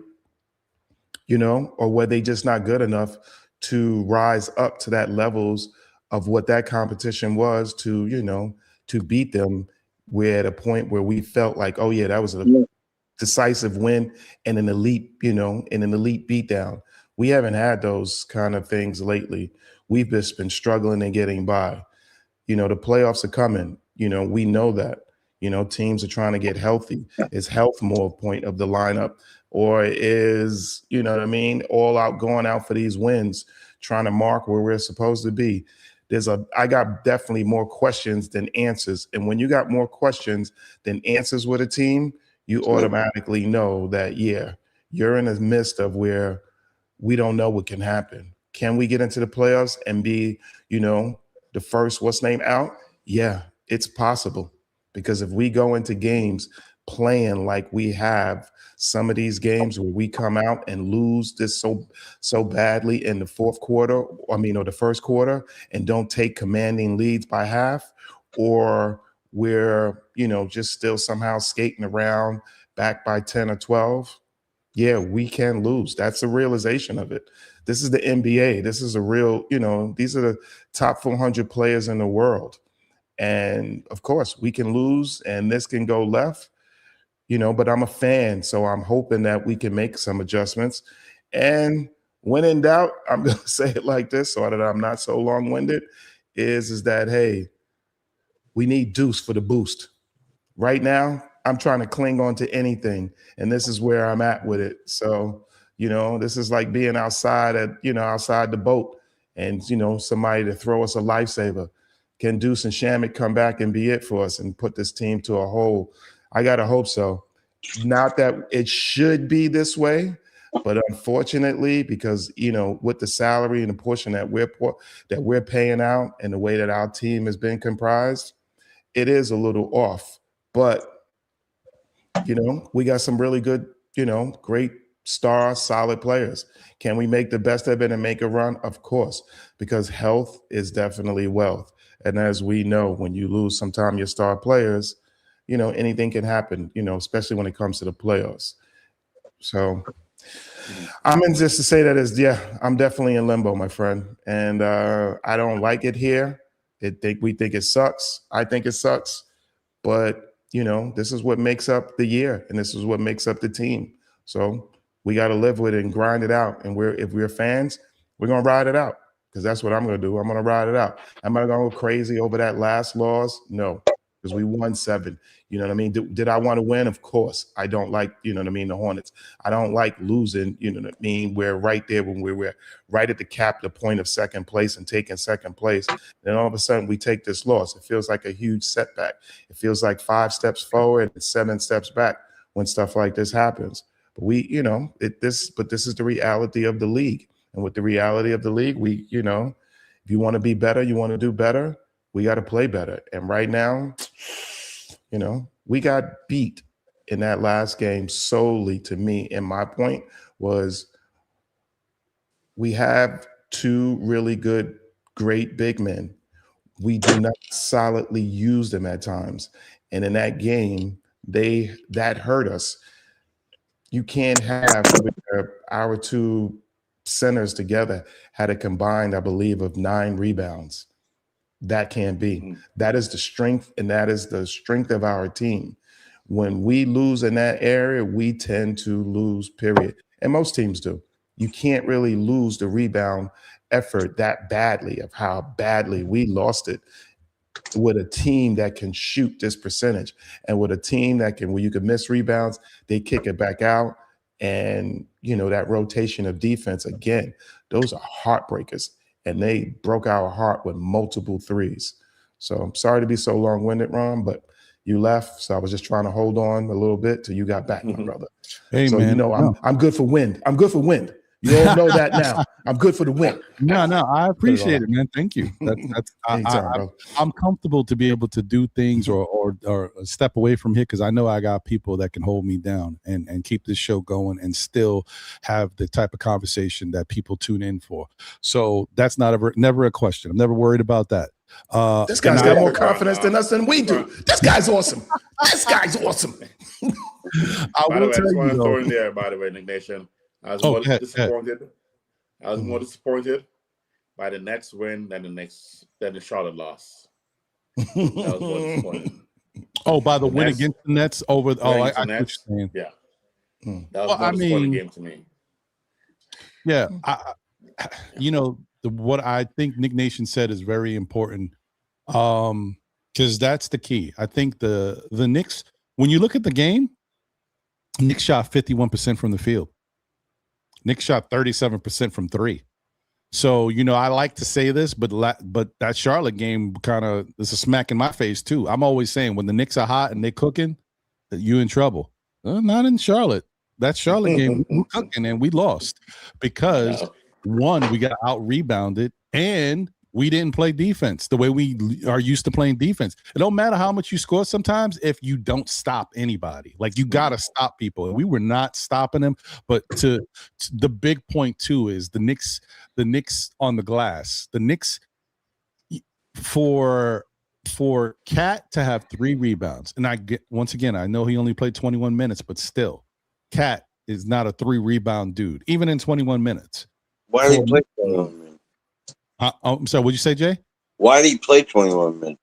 I don't know. Look, the speculation is that Mike Brown wanted to try something. He saw what Charlotte was doing.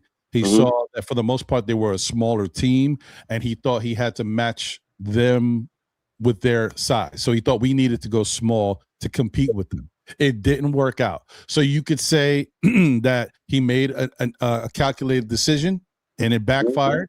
The other thing too is I'm speculating. I kind of feel like that was part of it, but I also kind of feel like Cat wasn't in it. I feel like Cat's been going through a lot, and I just felt like Mike Brown might have saw some of that too and said, you know what? I don't think he's got it tonight. Let me try something different to see if we can match Charlotte's height. That's my opinion. I could be wrong. I could be overthinking it, but I do know Cat's been going through a lot lately. He's been strong. He's been not showing any weaknesses. But, everybody's human. There's only so much you can take. It's a lot going on. So I'm just saying that. Could be wrong. But I will say that it's almost an embarrassment for Cat for the time he was out there. But more importantly, for Mitchell Robinson, a 7-footer, true 7-footer, going against a small team. Because they had Diabate, okay. But outside of Diabate, everybody's small. Cat and Mitchell Robinson had 9 rebounds, as Nick Nation pointed to. Constantinople, 6'6", had 11 by himself.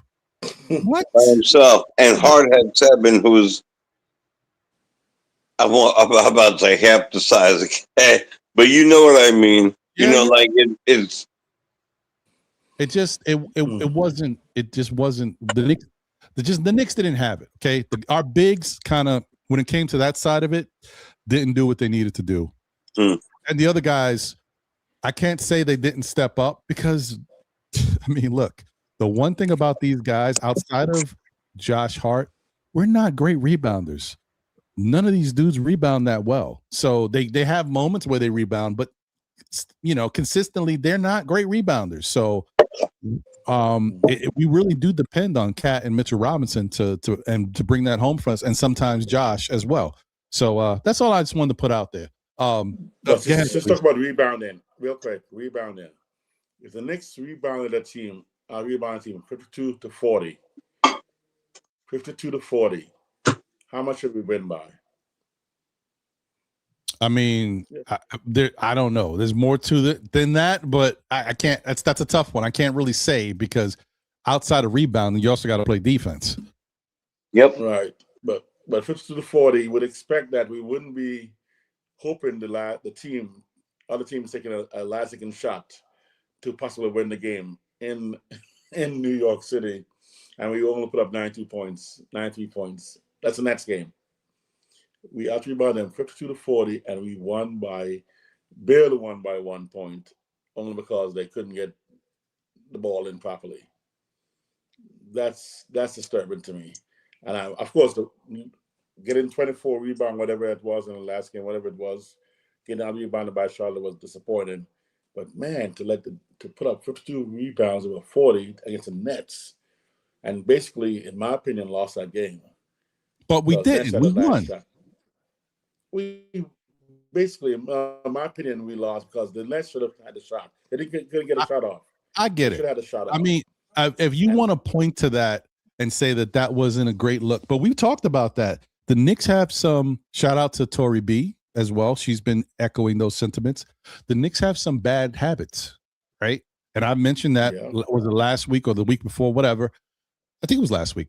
We have some bad habits they got to clean up. The Knicks are playing with fire sometimes. They go out there and they have these bad habits that they got to clean up and get right, because these habits will come back to bite you in the butt when you play better teams. I would say I can't even say the bad habits bit us versus Charlotte, because Charlotte dominated us on the boards. Like what I mean, 43 to 24. That's ridiculous. Yep. And shout out to Matthew Hurley in the building. Salute. He said Ryan Kalkbrenner is 7'1" and Musa Diabate. Yeah, those are two dudes, right? So that matches up with our two dudes as far as height, but that doesn't match up in the level of rebounding. Cat is one of the best rebounders in the NBA. Right. And that guy doesn't rebound like that on a regular basis. He's not a strong rebounder. He's not. And Mitchell Robinson is the best offensive rebounder in the NBA. Yep. So there's no reason for those two dudes to do anything to affect us. And really, they didn't. Like Kalkbrenner, whatever, had 4 rebounds. He wasn't the difference maker. Diabate, I don't think he had many more than that. It's freaking Con Knuppel had 11. Like that's the thing that like, what's happening here? And Con Knuppel, mind you, this is how crazy it is. Con Knuppel. Adding more to it. Not only did Con Knuppel, the 6'6" small forward, have 11 rebounds, more than Cat and Mitchell Robinson combined, but Knuppel lives on the perimeter and he still had 11. What? Right. And same height, Duke. Same height as Bridges. Duke to make it worse. Oh my God! There's nothing wrong with the Duke part. For the flip side of it, I expect him to be that type of dude. Okay, you know what I'm saying? Because Duke, you know how we do it in Duke. But anyway, no, we don't know how we do it in Duke. I don't want to hear that. Maybe you should know. Maybe it should be. No. You were getting your arse handed to you, and we took our foot off the gas. But I don't. It's not a college show, and I'm going to reel it in because I could really lose it right now over that game. We were doing you gotta give it to and Patino. We had that game in hand. Anyway, it's a different. I'll call you and we'll talk. Stay tuned. Fans next year. Oh, go ahead, Jay. Oh, it's okay. You're not winning this year anyway. Michigan is anyway. So that's my other team. Hedge. Anyway, it's called a hedge bet. No, I was actually scouted for baseball for Michigan and St. John's. I have a big affinity for both of them. Props to them all for making that far as young people. That gotta feel amazing. It also feels probably horrible right now, but when you look back at it, it's gonna be great. A lot of great players gonna come out this draft. So get ready for a lot of great players. And there's one or two at Duke. There are. Well, hey, So, listen, yeah. not to cut you off, Jay, because I do want to get your opinion about the Knicks and how you feel about them from the start of the season to now. But yeah, we might wind up with one of them. Apparently, I don't know. Apparently. But you know, we're looking at that center, so who knows? But you did get a super chat as well, Ron, from my brother from another mother, Shop Powers. There. Oh man, thank you, bro. Shop Powers. Good, you could do that. You could do that real quick. Let me read this real quick. You know what it is. J.S. Brown will bench anybody, J.B. Bridges or Cat. Okay. Okay. I mean, not for nothing. He has shown that. He has benched Bridges, right? If he felt like there was something going on with Cat, he decided to do something. I mean, look, what is true is that the Knicks were not playing great defense. They were getting whatever they wanted. And I will tell you one thing. LaMelo Ball is a very smart basketball player on the court as far as seeing what is there to expose. He's talked about it. Shout out to Uncle Freezy in this case, because I remember when they went to the Charlotte game, him and Jay Boogie were there, and LaMelo was actually talking about how the Knicks were playing defense and who was on him, and he was cooking them and talking about it, and because they were behind the bench. So, yeah, I mean, they saw that they could get what they wanted in that game. And maybe Mike Brown, outside of all the other stuff, maybe he just said, you know what, the way we're moving is not looking good. So I got to try something different. And tried it. It didn't work. But it is what it is. All right. Go ahead, Jay. Sorry about that, bro. Well, I accept your apology. All right. Yeah. All right. I don't accept Nick Nations because that was 40 minutes. But no, I love it. This is my listen. Sometimes when you have a family, right? So you can't let Grandpa out the room.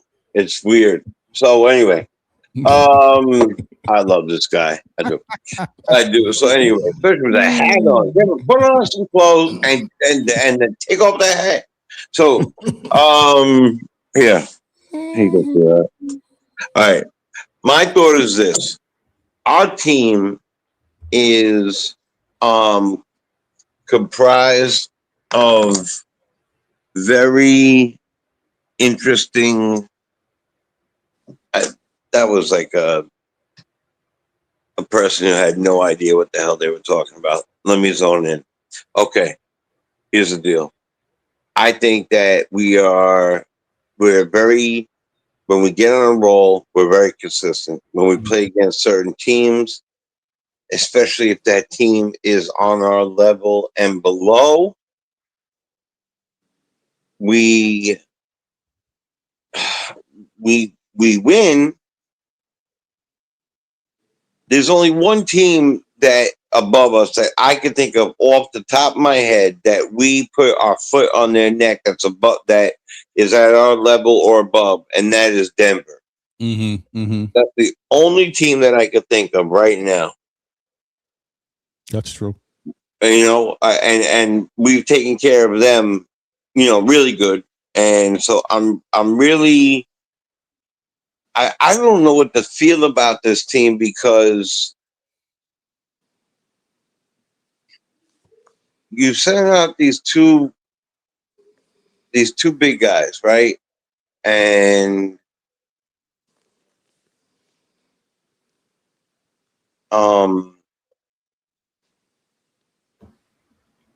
Cat plays 21 minutes, 8 points. Like, is anybody else tired of this? Like, I feel like we're because we're trying to acquiesce to Cat, we have put a boundary on JB's game. JB needs to now prove that he's a point guard because he wasn't passing enough to Cat, or he wasn't, the Villanova guys are against Cat, and now JB has to do 12 points and 15 assists, or 25 points and 12 assists.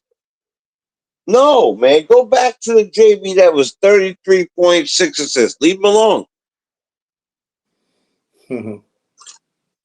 The problem with the reason why we can't do that is everybody else that is, because he's not a point guard.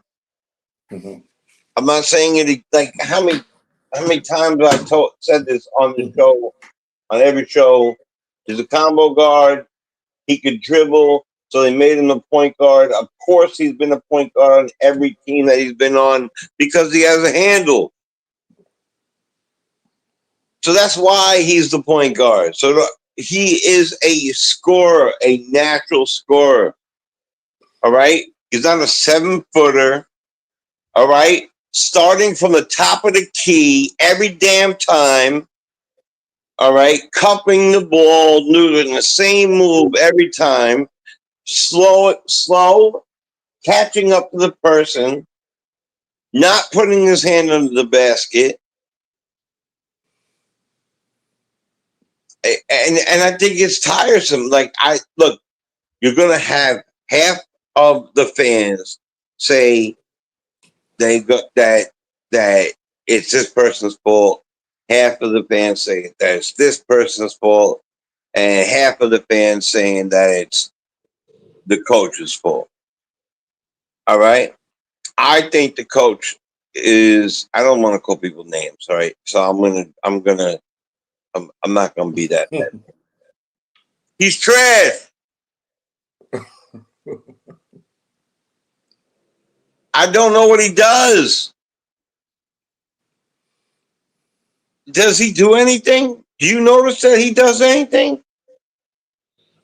Is he calling out plays? Are you like I'm not looking for Tibbs. Tibbs never sat down. This guy never stands up. I would take in between.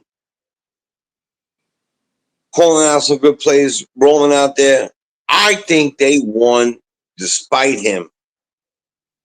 They had that little get together that I'm gonna say it all the time. They had that little team meeting or whatever. They went on that run. I think Brown wants to be down. Yo, Wise, put that in the thing. I'm gonna write that as a song for sure. Brown wants to be down. Just wants to be one of the guys. When he needs to be out there and coach. And unlike, I don't care very much what other people think about my takes, period. What I care about is this team. And no Bagger Jones, you're an idiot. Because you can't like one person. I'm sorry, Ron. I'm not. You can't like one person on a team. It's a team. It's a team. Like it's enough of people liking one person on a team. That's not called being a fan of a team. That's be called a fanboy of a man. I root for each and every person that has this logo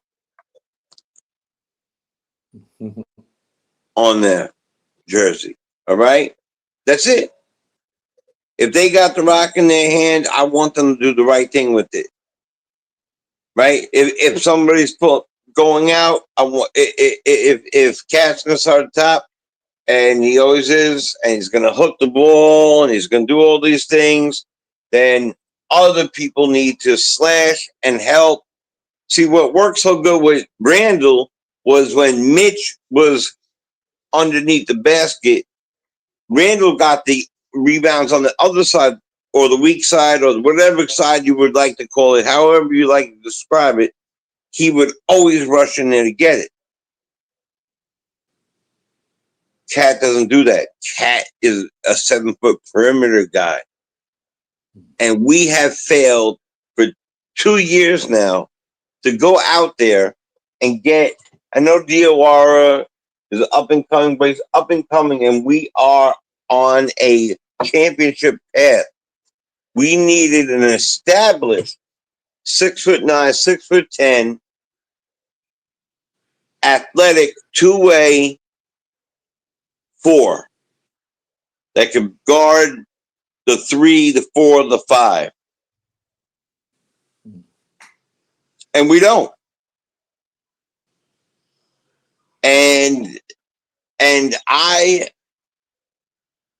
love, I walked away from it, but I will look, because I know this is your show, Ron, and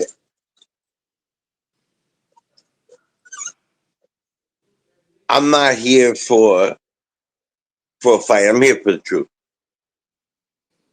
And you know what? That the truth tells me that a 7-footer played 21 minutes and got the same amount of points that a junior high school girl got last night in Long Island.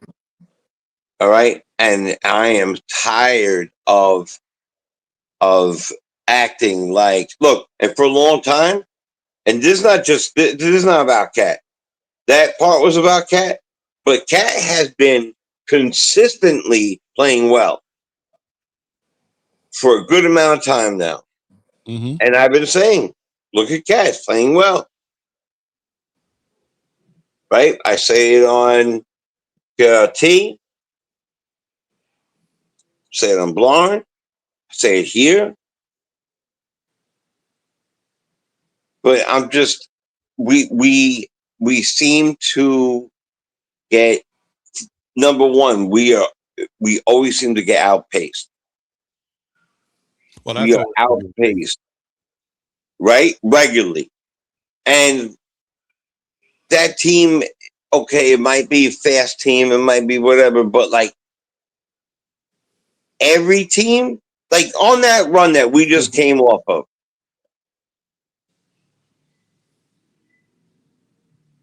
we played the bottom of the league, people who are tanking, and we struggled.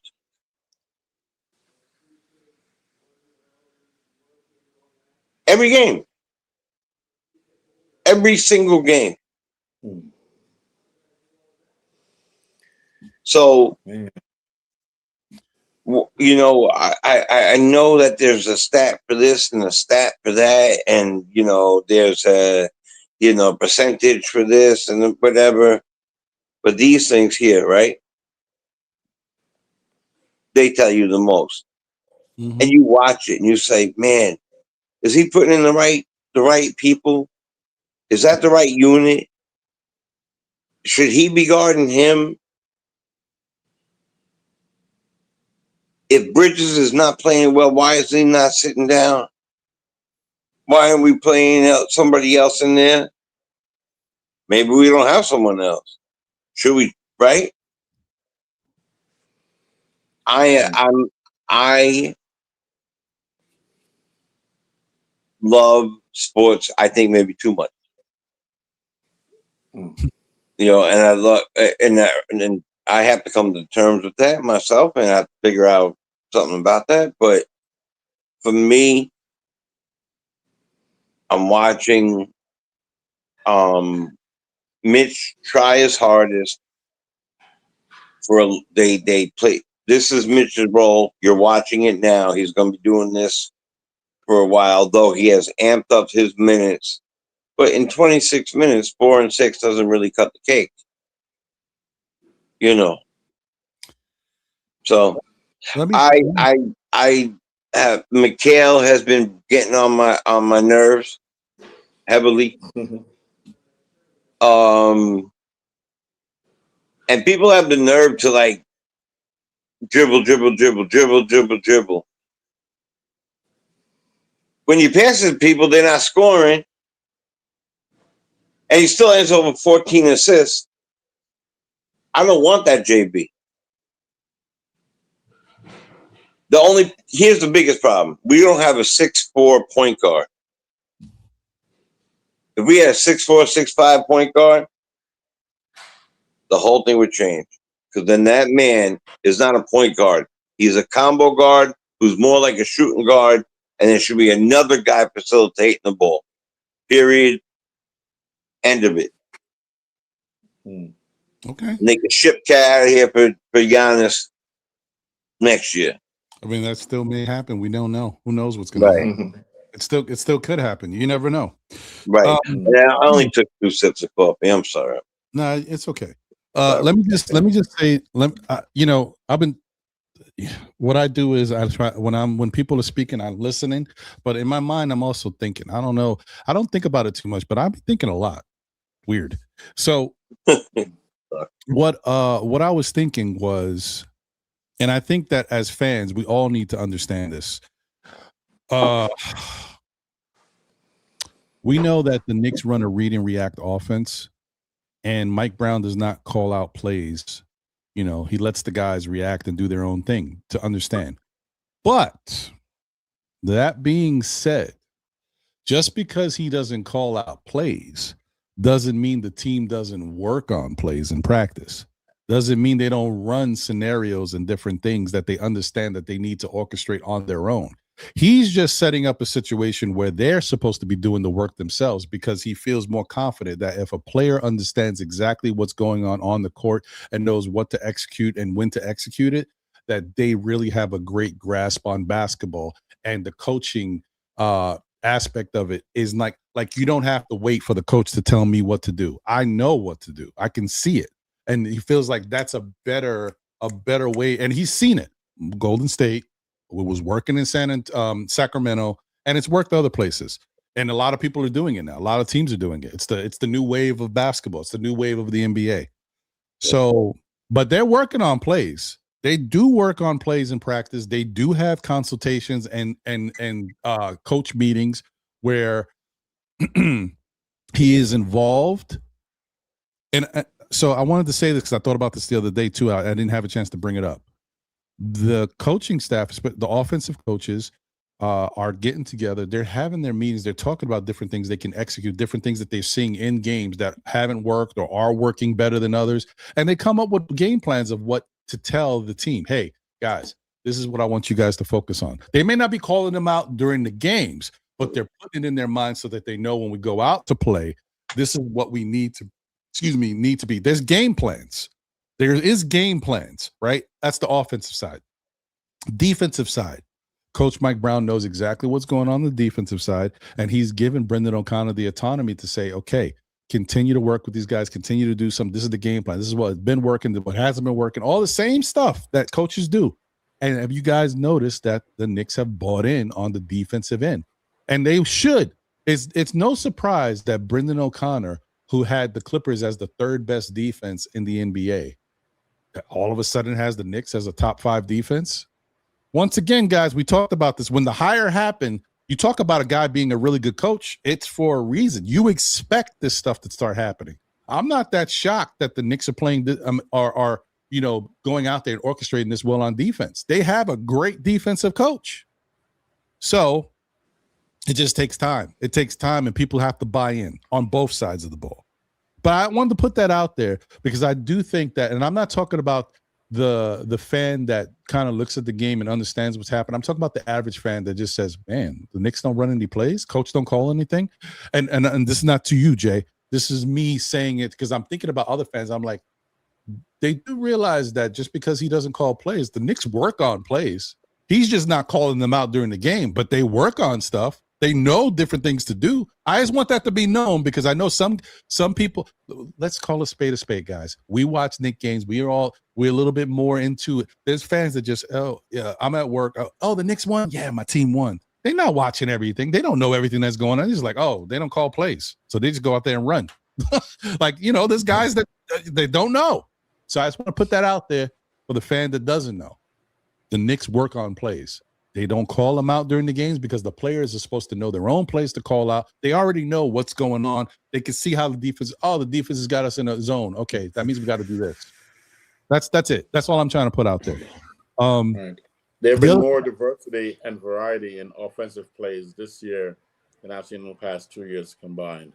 Agreed. The lobs to Mitch this past few games, the lobs to Mitch, where has that been?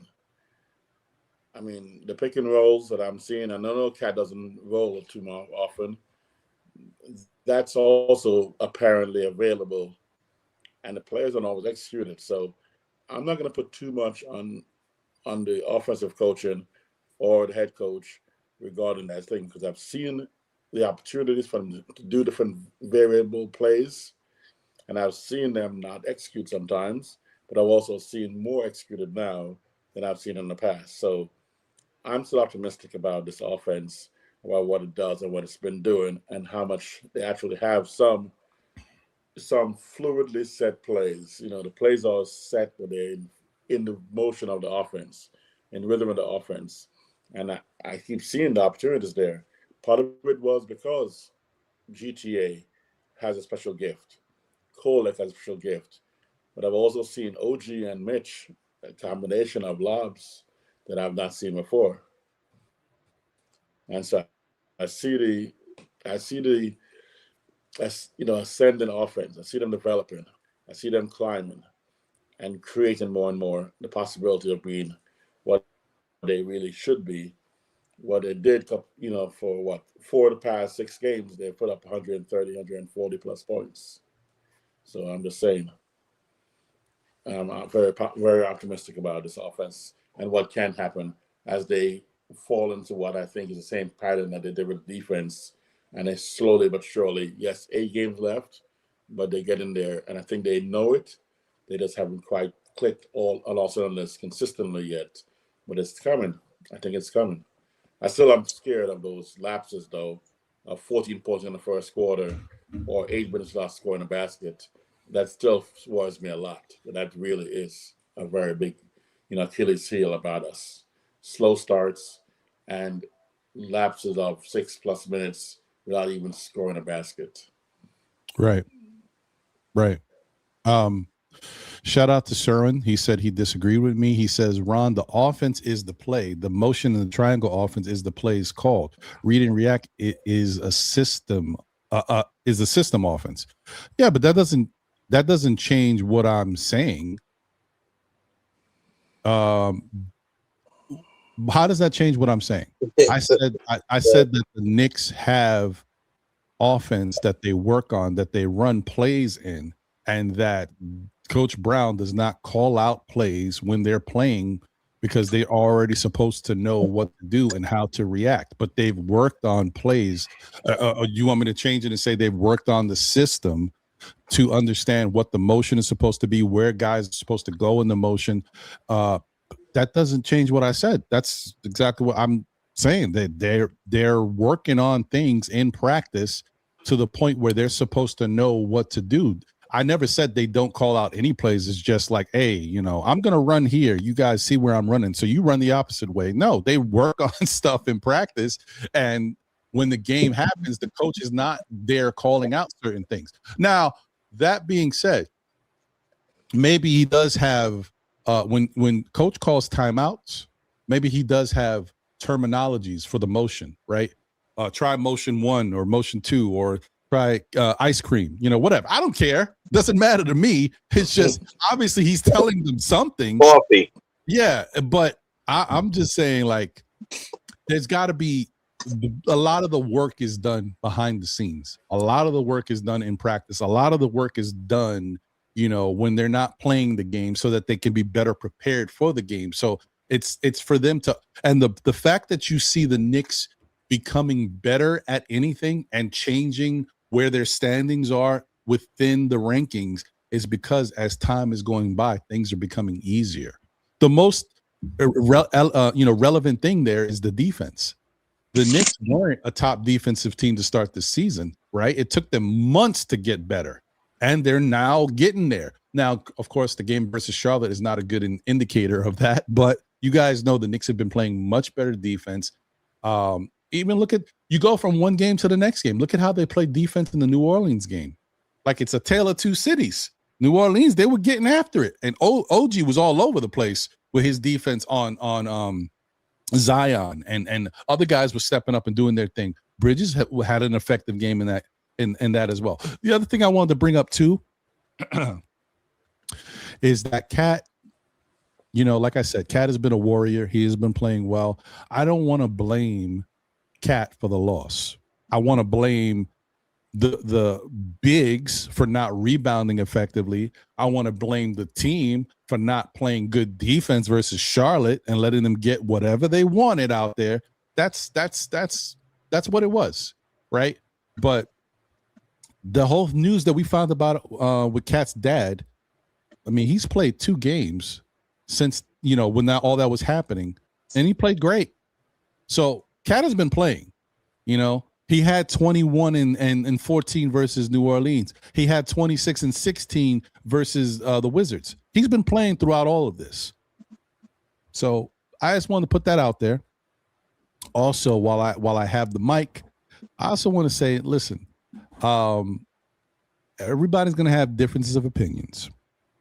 Everybody's going to feel like certain things may not be what I want to hear or how I'm thinking. But that being the case doesn't mean that's a chance to be disrespectful. So let's continue to have a little bit of grace, and let's continue to respect each other's takes and opinions. Even if you're in the chat, you can get your opinion. Hey, I disagree with that. You know what my man just said? Nah, I don't agree. I think this is, and you give your reasoning why. You don't have to, go straight to name calling.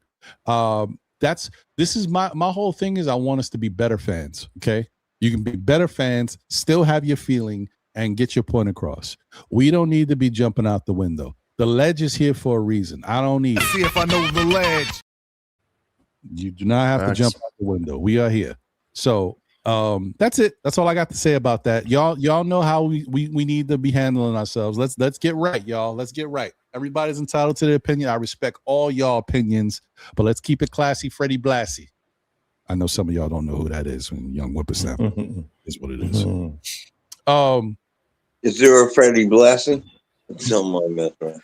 Man, I go back to the days of Wendy Richter. You know, I am a real American. Sorry, yeah. I don't rock no more. But you know what I mean. Like that was back in my day, man. Yeah, I thought you about to really rip. I thought you about to really get down with it. You know what I mean? Those were my days, man. My days. My grandmother used to get me hype. I was young watching wrestling on Saturday night. Yeah. My grandmother used to come in the room and watch Hulk Hogan hit the dude with the leg kick. Boom! I'm like, oh, hey, grandma. Hey, grandma. Those were the days, man. Anyway.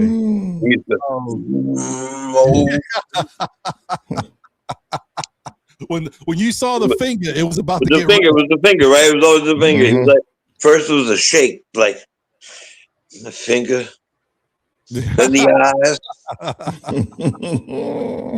shaking, ooh-wee. Shaking and baking. Yeah, he that was great times, man. Yeah, you did get another super chat as well, Ron. Sorry, yeah, that's right. No doubt. Okay, I see you. You know what it is. Shout out to David Smith. Thank you for the general super chat. My guy said Nick's top priority is promoting a fake superstar, Jalen Brunson as a superstar, and promoting his villain over sidekicks. MSG politics over a winning title. I will tell you this, David. I know you don't like Jalen Brunson for whatever reason, but if it wasn't for Jalen Brunson, there would be no Cat here. If it wasn't for Jalen Brunson, the New York Knicks would still be what they were prior to Jalen Brunson, a team that has never won anything, never got better, never became a perennial playoff team. We were a team in search of a leader. When Jalen Brunson got here, he became that leader. As much as we want to say there's things that you don't like about Jalen Brunson, I will tell you this. You can't deny the fact that since Jalen Brunson has been here, the Knicks have become a winner, right? Not only have they become a winner, but he has stepped up when it mattered. Every playoffs, he has, when it's time to step up and do the thing, he has stepped up and been the guy. Now, is that enough? No. That's part of the reason why Cat's here now. No one said that Jalen. See, people go back to the narrative that you can't win with a 6'1" point guard as your star player. I think the Knicks agree with that too. That's why they don't want to do it Jalen can't do it by himself. That's why they got an OG Anunoby. That's why they brought in McCall. That's why they brought in Cat, because he can't do it by himself. Right. So that's all I'm saying. I just think you got to give someone a chance to let them do what they got to do and get us to the promised land. Maybe at a certain point, people will respect Jalen Brunson again and say, you know what? We was tripping. Maybe Jalen was that guy. I don't know if that's going to be the case. The proof is still in the pudding. We got to watch it happen, and he's still got to step up. But the other thing I will say, there is one thing that I am concerned about that you said, David Smith, and I'm going to try to do my best to look into it. This is one of those weird stats that you got to really do a deep dive. I might have to pay for some type of service to find out, like, how can I get this information? What I do want to know is how many of Jalen Brunson's passes go to Cat. The only thing that you said to me today, and you said it in the past, that I do want to look deeper into is how much of the offense, when Jalen Brunson has the ball, how much of that does he pass to Cat? Because I will say that is something that is up in the air that people have brought up in the past. I saw an article about it in the playoffs, games 1 and games 2 versus Detroit. Somebody was arguing that Brunson didn't pass the ball to Cat. So I do want to look into that. I want to see how many of Jalen Brunson's passes go to Cat per game on average. Because I have also said multiple times that, yes, you could say that Jalen Brunson doesn't pass the ball to Cat as much as he should, but you also got to look at what the offense is and how the offense is supposed to be flowing and where Brunson and Cat are relative to each other on the court. And I also said, well, what happens when Brunson's not on the court? Why isn't Cat taking over then? Why isn't the ball getting to Cat? And now, since I've said that, a new narrative has come up. Now it's the Villanova thing. Now none of the Villanova guys want to pass to Cat. Right. So I don't know where we're going from here. But all I'm saying, I'm going to look into it because I want to find out. I want to see. Anyway. There's a bigger step to some of this too, though. Oh, no, go ahead. My bad. I'll get right to you, nickname. What were you saying, Jay? No, were you saying something first? I didn't hear you, Nick Nation. Were you talking? No, go do your thing, brother. I'm sorry about that, brother. I've asked just yesterday about 5 or 6 people that exact question. And actually more than that. And I got half. In other words, half said yes, half said no. That he was passing and he wasn't passing. And I asked them also, some are on here, I'm not going to name them, but some of the, I said, hey, man, do you really believe that it's true that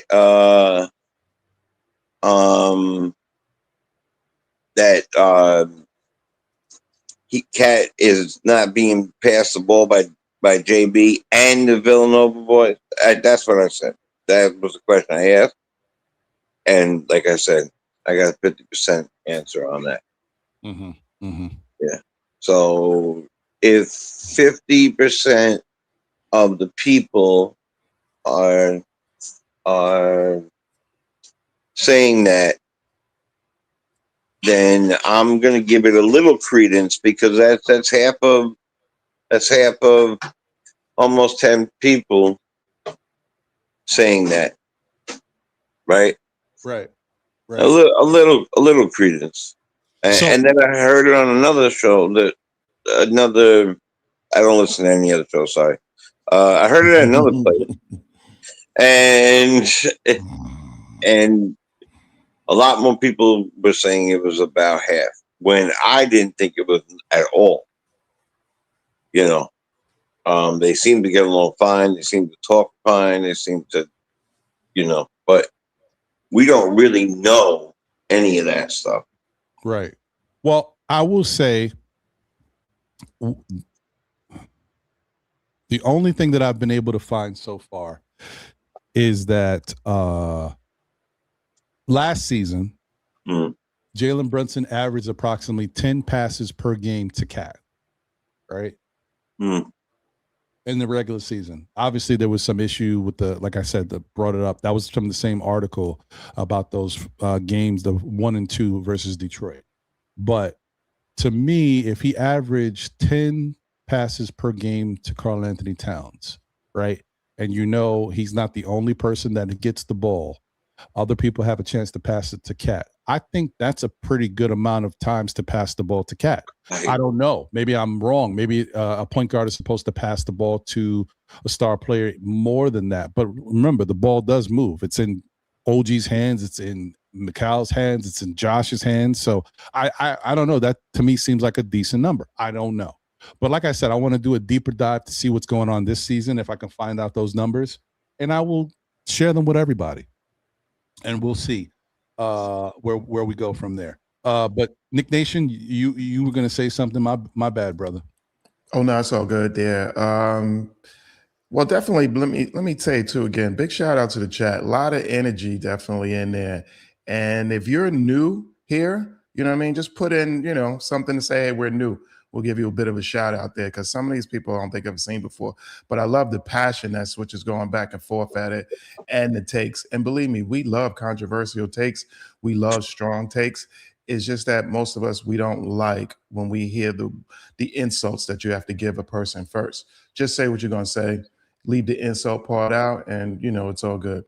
But what I was thinking, Ron, was that we have to come to the terms is that Mike Brown was brought here, and Leon Rose, after this season, truly has to have a sit down, and we have to come to come into Jesus moment. I don't honestly, personally think that for Mike Brown, if he's going to be the guy to stay here, then you have to then give him that point of where you cook the point to his kitchen and give him his groceries.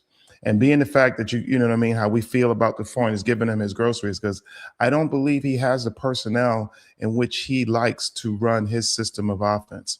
And if we are going to keep him, we have to come to that point of a conclusion. And so does Leon Rose. You can't have a coach where he feels like, I guess, in this point of a system point is that his hands are tied behind his back, or the utilization. And I'll say that too is because we look at it too. We have two pretty good, really good, one you can call all-star great, you know what I mean, to good, to whatever people want to characterize him, whatever. Then we have Mitchell Robinson as well. We all have our different points and how we take and how we look at him. But to be honest with you, this system does not truly take advantage of what those guys can do. We see it, we know it, and this is where it's been the big struggle. So it's not sometimes, we want to blame the players, we want to blame, the coach or the coaching staff, but either way, it's a problem that needs to be fixed. So however your take is, it doesn't matter. We know that this is an indication of that this is an issue, because we know that Brunson can't win it on his own. And even if you are a Brunson fan and you're a Cat hater, or you're a Cat fan and a Brunson hater, those points, it doesn't matter. What does matter is solving the issue. And the issue has now become is that, hey, is this a system in which that pertains to the New York Knicks that works for them? And I believe either way this summer that point has to be addressed. There's no doubt about it. There are function points in this system that truly do not work for us, I believe, truly do not work for some of these, some of these players. And so where do we come to the conclusion point? Do you put the onus on the player? Do you put the onus on the system? Do you put the onus on the owner? Do you put what's name is? Either way, we have to come together and figure it out and fix it. We can't have where some of our top players at the end of these games are on the bench.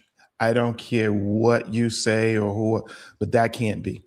We can't have where we're not utilizing, it's like saying, hey, I'm gonna play chess, but you know what? I'm gonna take my knights and my bishops off the board and believe that I can just be successful, promoting this game in one direction. That's not gonna work a lot of times. For us, for this particular team, we need all of our weapons plus more.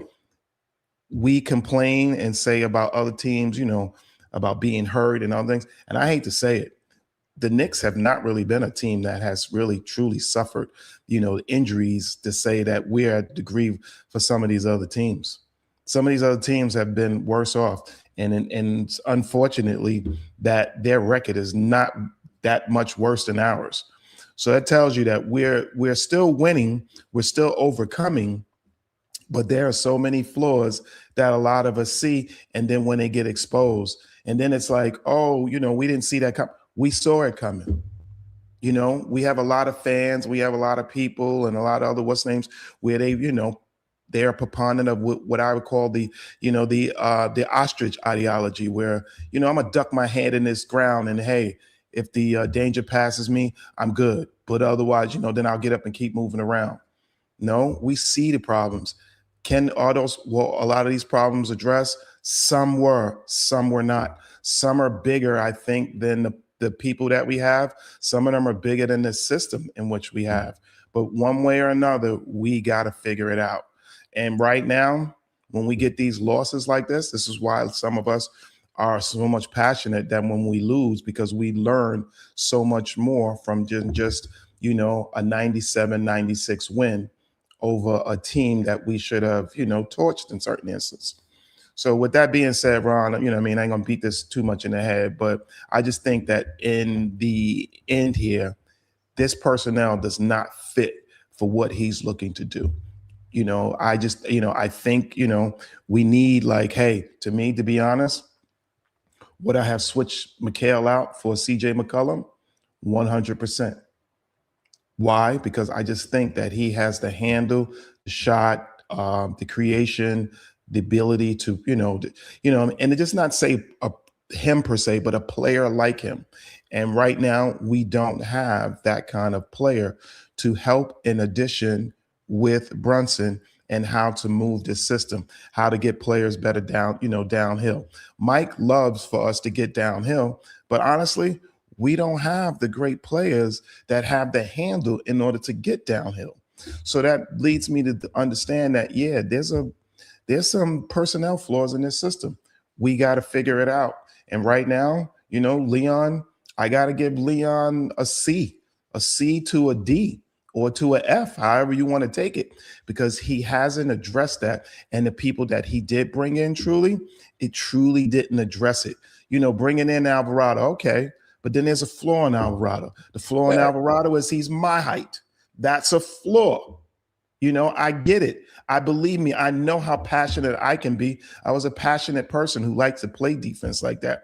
But regardless, if a dude is 6'5", 6'6", there's some shortcomings. There's some rule shortcomings that are not going to allow me to do what I really want to do or how to get to these people. These guys have been doing it for a long time.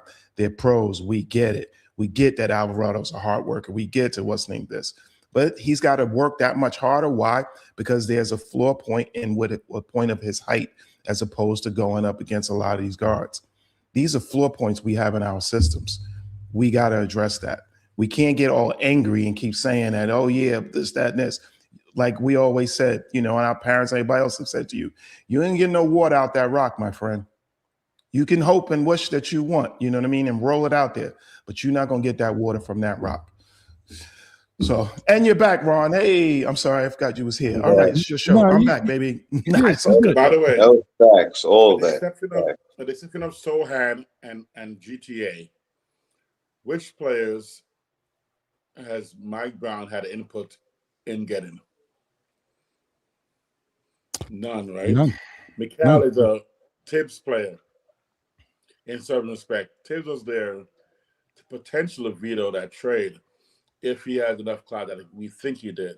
I think he had enough clout to say, you know what, 5 picks, Trey Miles, a third will come with 5 picks, plus a swap, plus, you know, I mean, I'm saying, I think Trey Miles would have been easily gotten for 5 picks and a pick swap.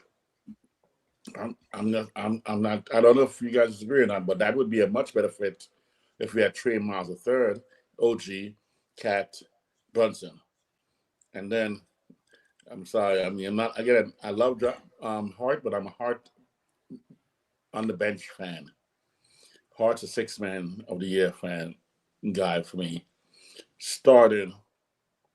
I think you could also put another pick in there, or whatever, and pick up Herb Jones along with that, or Sadiq Bey, or I'm just saying. I think that this team, the spot right there of Hart and McCall, are the problem spots right now for us. Even though I still saw the potential McCall, and it would have been a better fit for a Mike Brown team than what we have right now. So I'm just saying. It can't put too much on Mike Brown when he doesn't have the players that he picked. He's playing with Tibbs' team right now, and that's something that's tough to start with when you want to play a certain way. And so I'm just saying I can't put too much on Brown because he's working what he got, and it's not what you really maybe need. Well, so you know what? There's truth to that, and but I do think the part of the reason why they hired Mike Brown was because when they had the interviews, Mike Brown talked about what he could bring to the team and what his thought process is for what this team could be going forward and how he would implement that stuff. And I think the conversation got to the point where the front office said, okay, well, if we're looking to bring in somebody new, we already know most of these players were kind of brought here to fit what Tibbs is trying to do. So what coach could come here and take these players that they not necessarily picked for themselves and do something that would work with them? And as much as we may not want to admit it, Mike Brown probably was one of the best choices. I'm not saying he was the best choice. I'm saying he's probably one of the best choices to take this Tibbs type roster and do something with it, because I mean, just look at what he's done with it. We might be upset at where we want the team to go or what our expectations are for where we can go, but look at the record, look at the standings. It's not like he's not doing something with what he's got. Now, can he take it to the next level? We don't know. We're going to have to find out. That's what the playoffs is going to show us. It's still up for grabs. It's still open. But one of the things I did want to say was I do wonder how you guys feel, but more importantly, how the chat feels. So the type of things that Mike Brown is not doing well or that you have issues with, in the end, what if all of this stuff never changes? What if he still kind of does some questionable stuff with his substitutions and different things that he decisions that he makes? What if Cat still doesn't get featured the way he should be featured? And what if the Knicks win the championship? That's the question I want to know how Knicks fans feel, especially people in the chat. What happens if all of this stuff remains true and the Knicks win? Do you look at Mike Brown and you say, oh, well, he was the right guy? Or do you say, well, no, this is not the way we should have won. Cat should have been involved. We should have done this. It was harder to do it this way. We could have done it easier. Like, what would be the point of contention, or what would be the feeling that people would have if everything stays the way it is right now and somehow the Knicks wind up winning? That's my question. That's what I want to know. How do you guys feel? Is it more important to win the championship, or is it more important to win? But I mean, it could happen, David Smith. It could happen. You never know, because quite frankly, anything could happen. The playoffs hasn't started, but once the playoffs does start, anything could happen. Knock on wood. I hope nothing bad happens to us, but you guys know last year's playoffs, a lot of people got hurt. Anything could happen in this year's playoffs to any team. And knock on wood once again for our Knicks, but anything can happen. The favorites could be OKC. I'm not even going to put it out there, but you know what I'm trying to say. anything can happen. What happens if that does happen? What happens if the Knicks somehow make it and then something goes their way and they win it all? There was one year where we saw Miami run through and get to they came in as the play-in team as number 10 and they got all the way to the finals. That same year, as a matter of fact, I believe was the same year that Atlanta took care of business against us. And we saw Atlanta, no, maybe it was the year before, and Atlanta made it to the Eastern Conference Finals. Atlanta.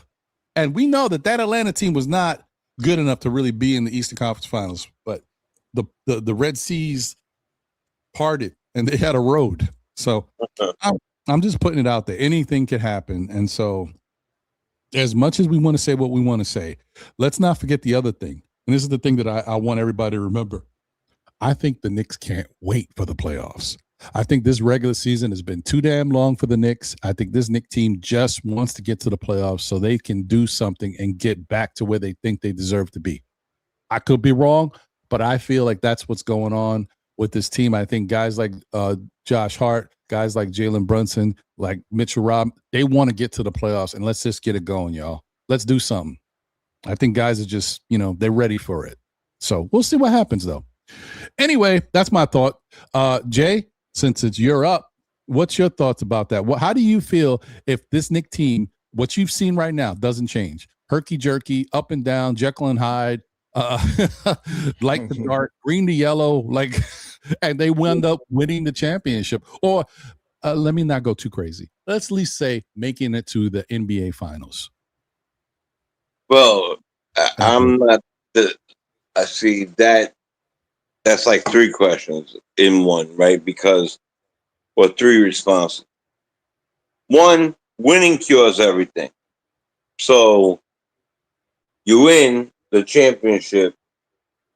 I don't think anybody's going to have a problem with anybody for a good long time. At least until we get to, back into camp and all that. And then that's where I would go with Nick Nation, what he said, and retool, change, switch out, make some moves.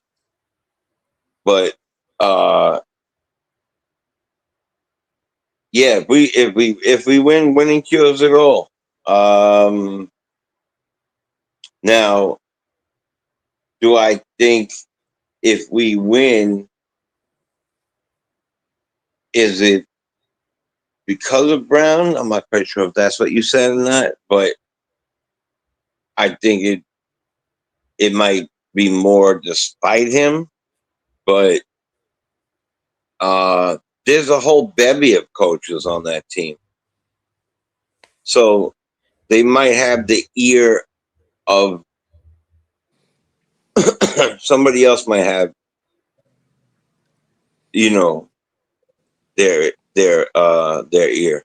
It might be somebody else. Because I don't know. I don't, like you said earlier, Ron, we don't know if this is the right guy, the right person for the team pick. Definitely wasn't the first choice. And then I'm trying to find a way, because do I feel that this team has talent? It has talent. It has talent. Does it have talent to win?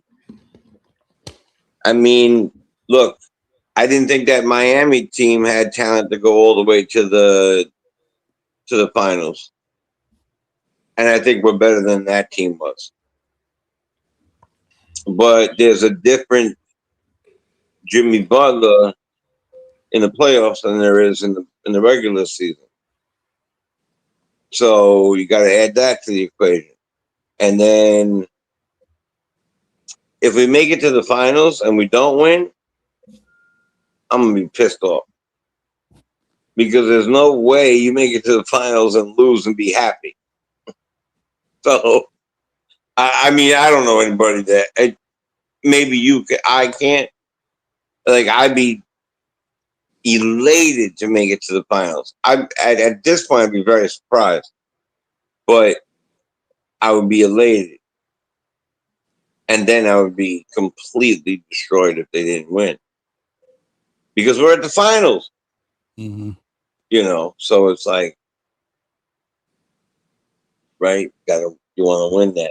I hear that a lot. Like, because in my estimation, we have climbed the ladder, and the next step is what? The final. But I would not be okay going into the finals and losing that game, losing that series. I think it would haunt me the whole damn summer. But well, I mean, I hear what you're saying. I get it. But my question is more of, if things are the way they are right now, and he's not really using Cat the way he should use Cat, and he's kind of keeping to this same style of coaching, and the Knicks win or Knicks make it to the finals, does it matter? Like, what's the most important thing? Is it for us to play a certain way, or is it to win? You know, to win, always to win. Yeah. Sorry to interrupt you. Oh, no, you good. I had to run and do something, so I kind of put it out there kind of quick without really kind of. I hear you. Oh, yeah, no doubt. And I'm just like, you see me? I'm just like trying to hold my lips shut and all that. Listen, winning solves everything. So, of course, the winning would be the most important. And if they did it by using Cat less, it would also make a statement. Right. I mean, don't get me wrong. I'm not saying it's the right way. I think all of us as Knicks fans, whether we feel a certain way or not about Cat, and I will say, I'm saying this in general. I'm not talking about Cat since the second half of the season, since All-Star break. Cat's been great. So I have no issues with Cat. I mean, I've said that already. The only issue I had with Cat was he's got to keep his hands to himself and stop getting into foul trouble, and he's got to be aggressive. And I think he's been doing that. I think he's been doing a great job at that. So, yeah, I'm not mad at him at all.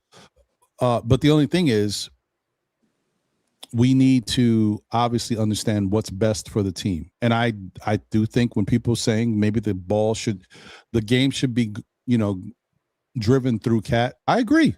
I think not only should the game be going through Cat, because Cat is that height and that level of dominance offensively is something you just can't, you don't get that everywhere. But I think also it helps Cat, because I think Cat sometimes does not use his aggression. Sometimes Cat gets quiet. Okay. So whether or not you believe that Jalen Brunson or the Villanova Knicks passed the ball to Cat or not, doesn't change the fact that sometimes Cat is not aggressive. He's been much more aggressive in the second half of the season, and we're witnessing it, and that's why the Knicks are playing better.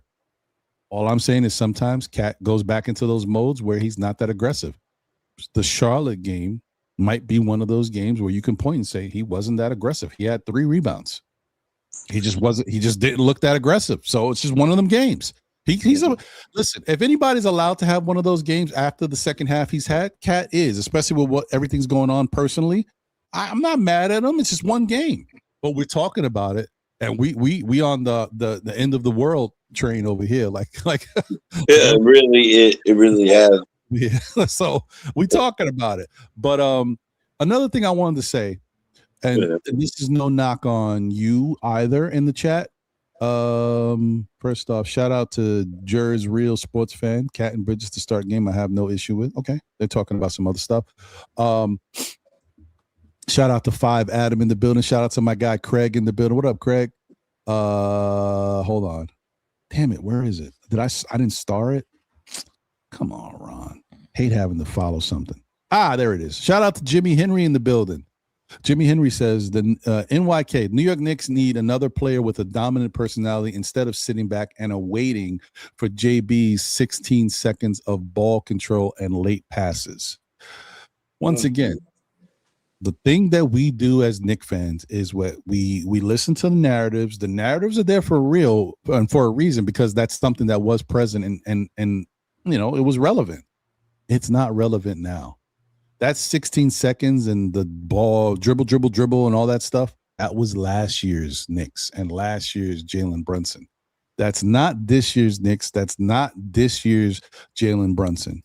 Jalen Brunson is holding the ball on average 5.18 seconds per touch, 4.82 dribbles per touch.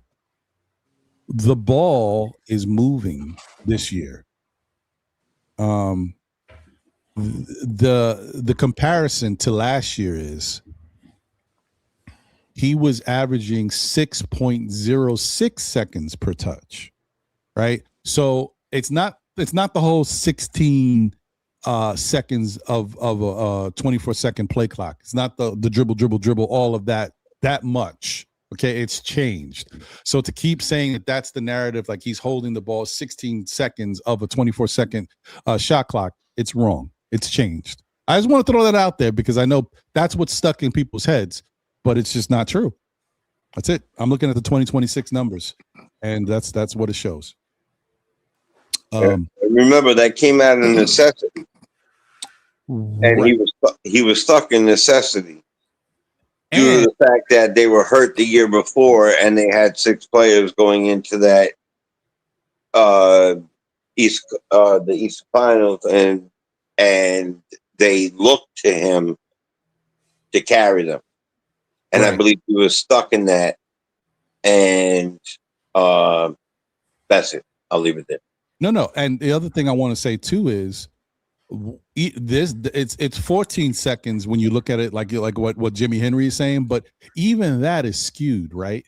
Because if it is 14 seconds, do you think it can still remain 14 seconds when he's averaging 10 assists per game in the month of March? It's impossible. How can he hold the ball that long, yet he's passing the ball more? Doesn't make sense. So even those numbers are skewed in the month of March. And let me just pull that up. Let me just double check where we're at. I think I know already. I think I've said it, but I'm just interested to see what it looks like. 1 second. Let me see the month of March game log. Yeah. Currently, Jalen Brunson is averaging 9.2 assists in the month of March. Yeah, and that's like it is what it is. We just have to, understand that's what's going on.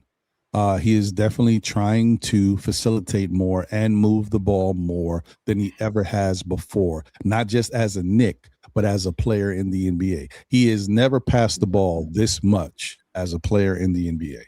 So when it comes to that, I don't know what more you want. The only thing I will say is I'm going to look a little deeper into the David Smith stuff about how many of his passes actually go to Cat. I will look into that. Okay. But anyway, that being said, we're at the 2 hours and 44-minute mark. And I do want to get out of here. But before we do, I do want to talk about OKC because OKC is here, folks. OKC is here. So let me see here. Let me bring this up. I'm just doing this just so I know where we're at. It's not necessarily going to change anything. These previews, it is what it is. They don't really give us too much anymore. And while I pull it up, I'm just going to comment that last year you could ask me the question of would I have been happy with Tibbs winning the championship, the way he coached, and I knew I was ambivalent about that. I of course, being a 50-plus year Knicks fan, well, not 50-plus, 45 plus, because it wasn't here for the 73. I really wanted to win a certain way. I didn't like the way we played last year, especially with the 6-7 man rotation and Tibbs with the lack of, in-game adjustments. So I was kind of like, I asked myself that question. I came to the conclusion that yes, I was going to be happy because of win. Like I said, winning kills everything. But I did for a moment go, do I want to win ugly or do I want to win at all? I'd rather win ugly. I don't care how we win. I don't care how we win. Give me the victory. Go ahead. I hear you. I can dig it. I can dig it. So the game chart shows the preview is as follows. Oklahoma City's averaging 118 points per game. The Knicks are at 117 right now. Oklahoma City's at 44 rebounds. The Knicks are at 46. OKC is at 25 assists per game. The Knicks are at 27. Steals. OKC gets 9.6, almost 10 steals a game. But the Knicks get 8. Who knew that? Blocks per game, no shock here. The Knicks always get out blocked by most teams. 5.6 for OKC, 4 for the Knicks. 12.5 turnovers per game to 13.7 for the Knicks. 48% from the field is what OKC is shooting to the Knicks, 47.6. 36% from 3 to the Knicks, 37. 81% from the free throw line, almost 82% to the Knicks, 79. Points in the paint, OKC's averaging 49.5 to the Knicks, 47.7. Second chance points, OKC's at 13.8 to the Knicks, 16.3. And then fast break points, OKC's at 13.7 to 15.4. Yeah, I mean, if it wasn't about the record, you would think these two teams are very evenly matched. But the record, there's a difference there in the way OKC moves, right? So, yeah, I mean, look, it is what it is. It's just going to be one of those where the Knicks going to have a fight ahead of them, and they're going to have to go out there and get it done. Do I think the New York Knicks can beat OKC? I do. I think the last game that they played them, they got to see that they can play their game with them. It was a close game. OKC wound up winning in the end, but Knicks had a really good chance to win that game, and it didn't work out towards the end. And there was also some very questionable calls made by the refs in that game. But once again, Knicks have to figure out a way to win this game despite the refs, because the refs is going to do what they're going to do. So that's a fact. Where's my thing? There it is. So. Your thoughts, guys, how do you feel about tomorrow's matchup versus OKC? Are you confident that the Knicks can win the game, or do you feel a little bit more shell-shocked because of the fact that we lost to Charlotte? What's your thoughts? Let me go opposite. Nick Nation, start with you, buddy. Well, what's the question? Do I think we can win? Yeah, do you think that realistically we can beat OKC? Or are you feeling less realistic because of how we played against Charlotte? I'm going to say, I believe we can still win. Because any given night, you know what I mean? This is like any given Sunday, any given night, it's NBA. Anybody can be beat. If your mind is right and you come to play, I don't think our system is that bad where there's that many holes in it that we can't overcome certain things. Talent has a lot to do with it. But the biggest thing I'm going to say for me, I don't know, I'm going to try to keep it light, but the biggest thing for me is I look and I see both Shaman and Deuce are game time decisions. So with that, I'm just hoping that, you know what I mean? Especially when players do come back sometime at first. Sometime when, implementing them back into what's names, can throw the team off a little bit. Mm-hmm. But right now, hey, maybe we need to be thrown off what chemistry line that we're at, because it hasn't been overwhelming. We've won, but it hasn't been overwhelming wins a lot of times. We were just discussing how we struggle against teams that, we shouldn't be struggling against at times. Do I think we can pull this out? Yeah. Am I overly confident at this stage? No. For the obvious reasons, and the obvious reasons are chemistry. We still lack chemistry, between our two best players. And as long as we lack chemistry from our two best players, that's always going to leave some point of a doubt, because we all know that in order for us to be successful, we need these two on the same, map and the same plan, heading in the same direction. And at times they're not. Some people may say, like Jay said earlier, they may win in spite of. I'm not sure. But all I do know is that the evidence that what my eyes see is that our two best players are not where they need to be. Yeah. There's a lot of, certain points on our defense where we're not where we need to be. Was Deuce and Shamit coming back? Does that help? It definitely does. Two better wing defenders, two better on-ball defenders, two attacking style guards. Of course, we could definitely use that. Two guards, two with better handles than some of the guys that we have. Yeah. Let's be honest. We only have one player, think about it, that can get to anywhere on the court that he needs to be. We only have one, where sometimes other teams, they may have more than that. We particularly right now, as I see it, and maybe others see it differently, but I only see one, and I only see that one in Brunson. Otherwise, I don't see a player that can just get to anywhere that he needs to be on the court without assistance, without manipulation, and a bunch of other things. So with that being said, I still have the confidence. I just have so many, I've been implemented with so many doubts and so many questions. And at this stage, like we keep saying, is that I shouldn't have these many more questions than I do answers. And unfortunately, the way that this season is planned out and panned out, I just have more questions than I have answers. And it's fair. Listen, I mean, there's definitely been a cause for concern. So yeah, can't be mad at it.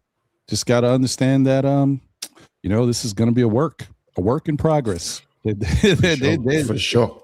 Yeah, for sure. Yeah. Jay? I think that we could beat any team on any given night. That's basketball, right? Like, we've been beaten by teams that we never thought we were going to lose to, and we were definitely better than. Mm-hmm.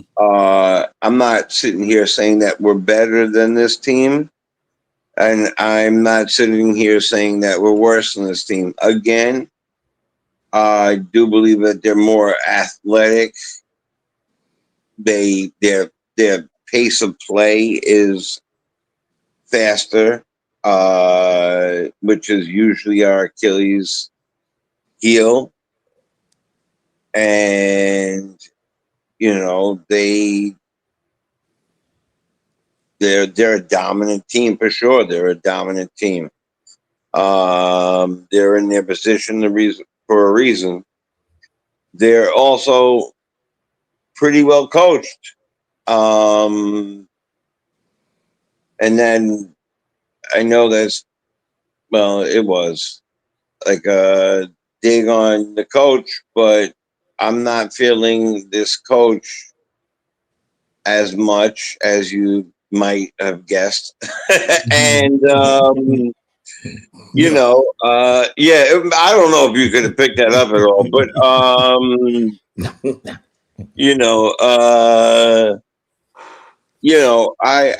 I think we can beat this team.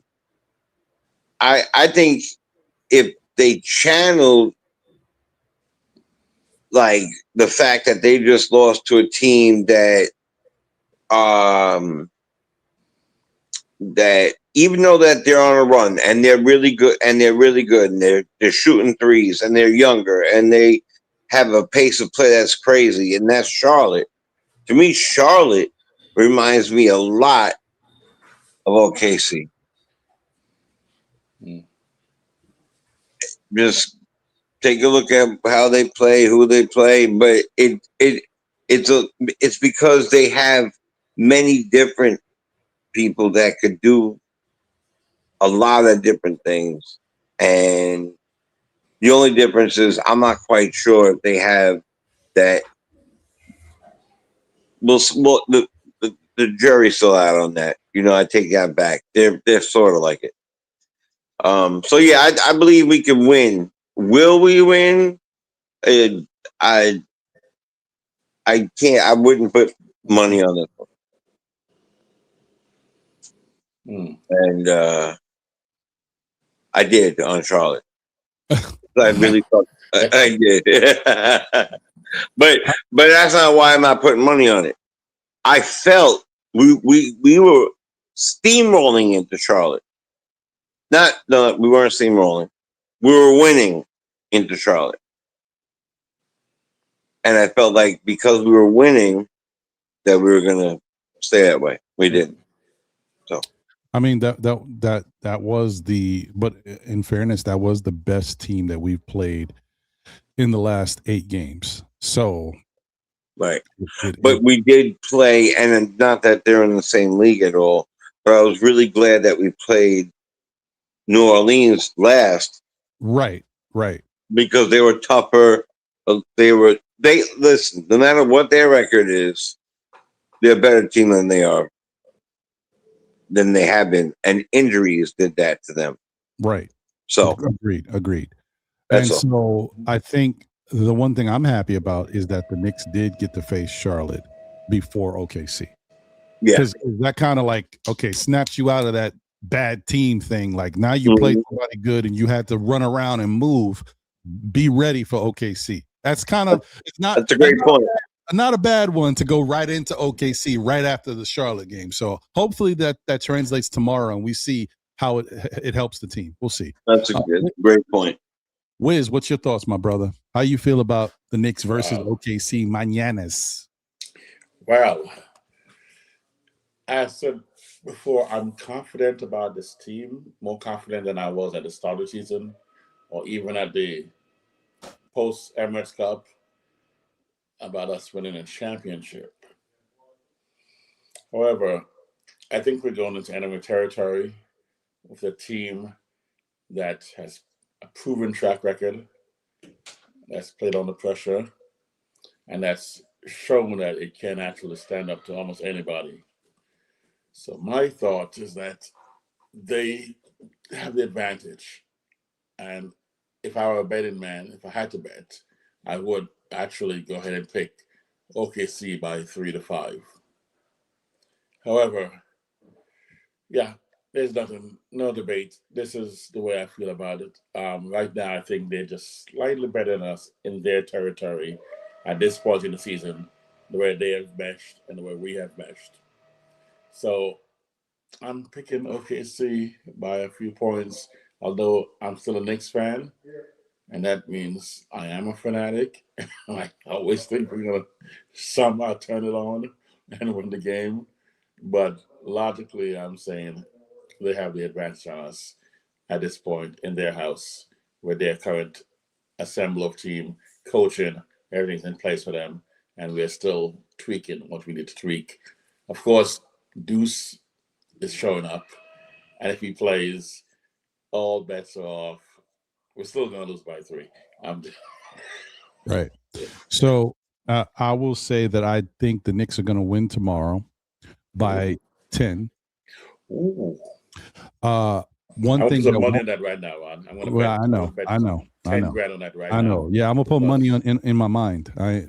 So I'll put a cup of coffee on that. Yeah, I got my mind on my money and my money on my mind. Yeah. I will tell you this: the Knicks. I don't think the Knicks will ever be able to beat OKC the way Charlotte beat OKC, because OKC is going to get up for the Knicks, right? Like the Knicks ain't gonna have a chance to win by 27. OKC's gonna come to play in some capacity because it's the Knicks. But can we win by 10? I think so. I think that the last couple games have prepared the Knicks to be at this point, to be able to understand, hey, maybe we weren't ready for this team. Maybe they are better than us. That doesn't mean we can't beat them. I mean, we've seen that many. I mean, Boston has shown, not now, but in previous years, that they were better than the Knicks. They still were able to beat them. You know what I mean? I do think that tomorrow's going to be a really big test. It's going to be tough. It ain't easy for the Knicks to win on the road, especially to win on the road versus a good team. We've seen this multiple times. I'm just feeling good about tomorrow's game. I feel good.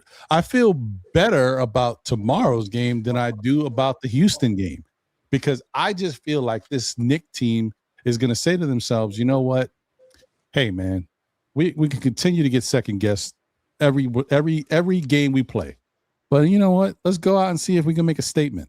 Let's get a statement win against OKC. Just a little, hey, it may not mean much to OKC, but it'll mean something for us, and it'll mean something for our fans to let them know, man, the Knicks really can beat anybody. It just depends on the night, right? So that's what I'm hoping for. I'm hoping the Knicks go out there and win by 10. Let's get it done. Let's have everybody out there doing what they got to do. Cat have a good game. JB have a good game. Bridges is starting to wake up a little bit. I know it's a little bit like if you squint your eyes, you may miss it, but he's starting to wake up a little bit. And hopefully OG goes out there with his same aggressiveness and it comes to play. We need everybody clicking to beat OKC. Honestly, guys got to step up. And the X factor would be if Landry Shamet and Deuce are able to play. But I am a little concerned about that too, because the one thing we know about this Knicks team, you guys know that part of the reason that they're so up and down is that when they don't necessarily do great with change, like that first game or two, like they need to mesh. Bringing Deuce back into the mix will change things up a little bit. And the Knicks always struggle at finding some type of happy place when they first get change. So I don't know. I'm hoping for the best. But I do know that that's how this Knicks team moves. It might take the Knicks team a couple games to implement Deuce back into it for them to start playing like we expect them to play. I hope not. I hope he just hits the ground running. They bring him in there. They don't do too much, you know. Bring him in there for I don't know if you want to say a minute restriction, but bring him in there for a certain number of minutes. Like, don't go too crazy with it and upset it. There's a way to introduce him back into it without changing everything that you've been working on and been building up until this point. And I know that's easier said than done after we just got beat by Charlotte, but you know what I mean. So it's your James Brown prediction. I feel good. No, I just feel like they're gonna win by 10. I don't feel good about it. Yo. Love you, Wiz. Cut it out. Cut it out, Wiz. Show us that move one more time. No, don't do that. I feel good. All right, guys. You know, Wiz jumped. All right, sorry, Ron. Yeah. Wiz jumped right out that window for y'all. No, I kicked him in the back. Get out. Yeah. So don't be doing that, Nick Nation. You see what happens. Now we're all worse for it. Come on. By the way, there's a lot of people here. Did everybody press like that free button? What button? You mean the button that looks a little something like this?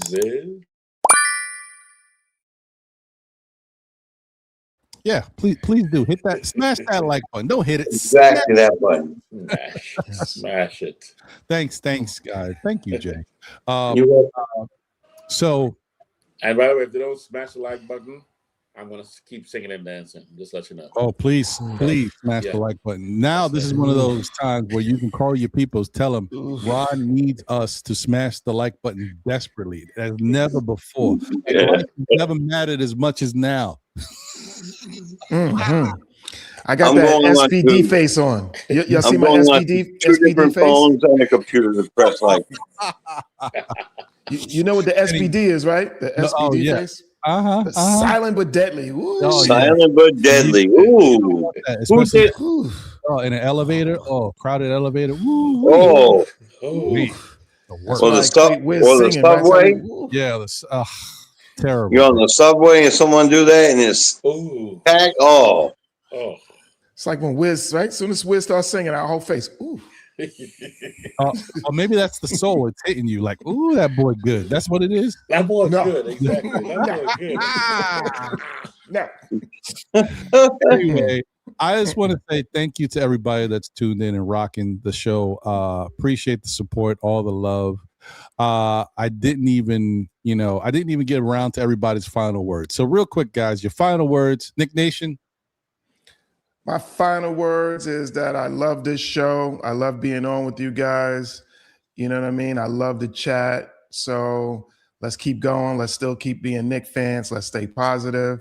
Let's pay respect to each other. You know, either way, as Ron would always still say, we are still Knick fans.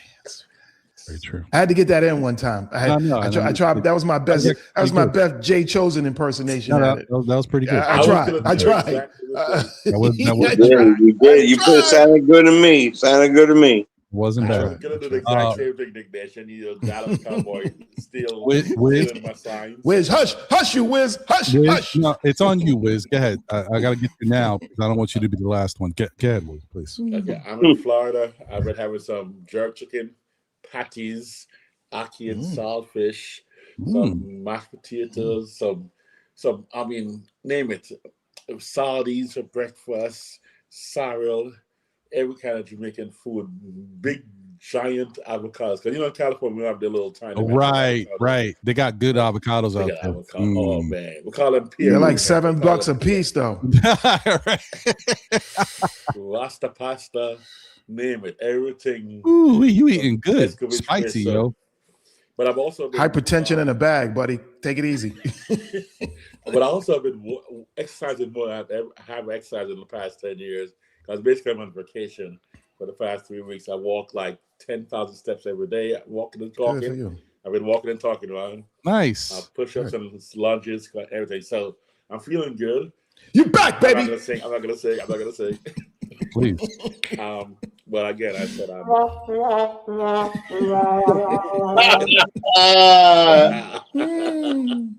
but I'm super optimistic about this season.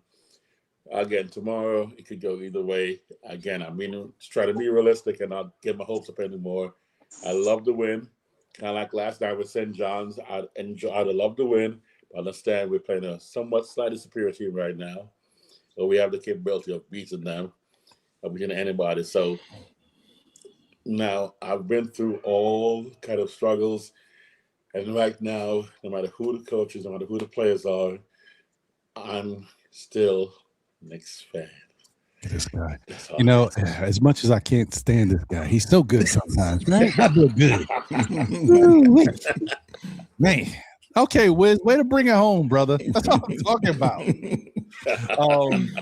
Let me get over to the man, the myth, the legend, Mr. Jay Chosen. Say it again. It sounded so good. Anyway, I was picking out my Jamaican mango that looks like a. These things are. They're different than the regular ones. Oh, right. Ooh, can't wait. Yes, sir. Peel it back, bro. So I'm the reason why I'm looking different in two places. I'm walking around with the phone. I had the computer. I pressed. Wanted to make sure the likes were everywhere, and after that dancing thing, we'll leave it there. Here's the deal. I'm a Knicks fan. And I'm always going to be pulling for my team. And as far as bringing in, let's just start with Deuce, because I think Shamit is a bit overrated. But Deuce, he's coming back from injury. You shouldn't expect him to come back and grab the numbers that he gets, or to even be on. You know what I mean? Like the 42%. Like, let him be what he is, and if he's not, sit him down, because we want him to get right. He doesn't have to get right for this game. He has to get right for the playoffs. So I'm definitely going to say that I I'm rooting for a win. I always do. I'm rooting for the entire team to play well, including Cat, including Mikhail. No matter what I'm feeling about nothing, they're still my team, right? And they're still the team that I wait all day for, and I look to Saturdays to talk with Ron with and do all these things and look for Wiz and text Nick Nation and do these type of things because it's sports. It's the thing that brings us together and keeps us away, like it should be at least, that keeps us out from all the other crap that's happening in the world. So I am happily a Knicks fan. I am rooting for that 10-point victory. I'm rooting for a half a point victory. Mm-hmm. I don't care what it is, but if we win, that it only tells me that we put the effort that we could put in if we played together. The type of effort we put in versus Houston in this year, versus Denver in this year, and versus San Antonio in this year. And I think that we need to put that same effort, that San Antonio effort, into this game. That's my thought on it. And no matter what, I look forward to Saturdays rocking with the legend. You said it, but I'm going to say it back. The legend, the best to do it, Saturday's finest, Monday night.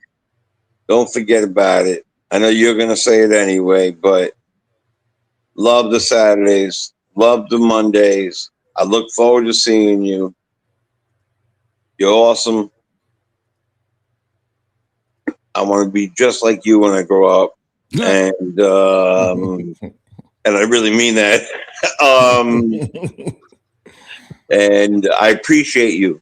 Thank you for giving us this time, this platform, and I apologize that I did exactly what we just spoke about. And okay, that's good. I'm gonna spend the day in repentance.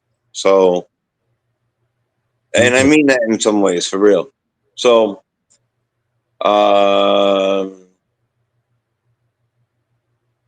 it's never worth it. So I'm here for a good time. I always have a great time. No matter what they do tomorrow, no matter what happens, or today or whenever it is. Sorry, baseball's. My brain is locked in on the game that's about to happen. No matter what they do versus OKC, no matter what they do, no matter who plays, I'm still a Knicks fan. Man, these guys are great today, aren't they? Mm-hmm. Man, you set it up and boom, out of the park, man. Good job, guys. You guys have been fantastic today, man. I can't. This is free publicity. I can't pay for this type of stuff. This is great. I want to say thank you guys, man. Once again, shout out to everybody here. Shout out to the chat. I know the chat got a little rough, raw. We was raucous for a minute, but we all right. We back. And it don't matter, rocking man. You. There you go. And shout out to my peoples in the chat making me be right. I sometimes I confuse the two. I say Bobby Connors is not Bobby Connors. That's Dobbin Levy. Okay. My brother. Three of them things, bro. But I want to thank everybody, man. Thanks to the chat once again. Thanks to my panel of fantastic guys, Nick Nation, Wiz BKLA, Jace. Well, I was about to say JC chopping it up, but Jay Chosen. Yeah. Thank you guys, man. I just want to thank everybody once again, man. There's going to be no way around it. We're going to have the ups and downs. We're going to see the Jekyll and Hyde Knicks. That's who they are. So we're going to be happy one minute. We may be upset the next. But the bottom line is, no matter what, the good, the bad, the ups and downs, we are still Knicks fans. So we got to go through it. We got to fight through it. And I want to say, once again to you guys, we are on the road to 10K. So please smash that like button. Please tell your friends, all of them. Tell them all. Tell a friend to tell a friend. Tell another friend. Still Knick fans is here. You know, we're here and we're going to try to continue to give you guys good content. Check us out on Saturdays, normally 11:30 ish. You know, today I had to do some stuff for the fam, and you know, fam comes first no matter what. And then you could also, yes, facts. You could also check me out on Mondays at 9 p.m.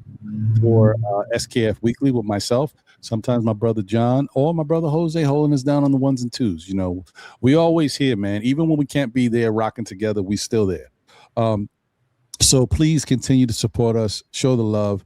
As I always say, be good. If you can't be good at it. You know what I mean?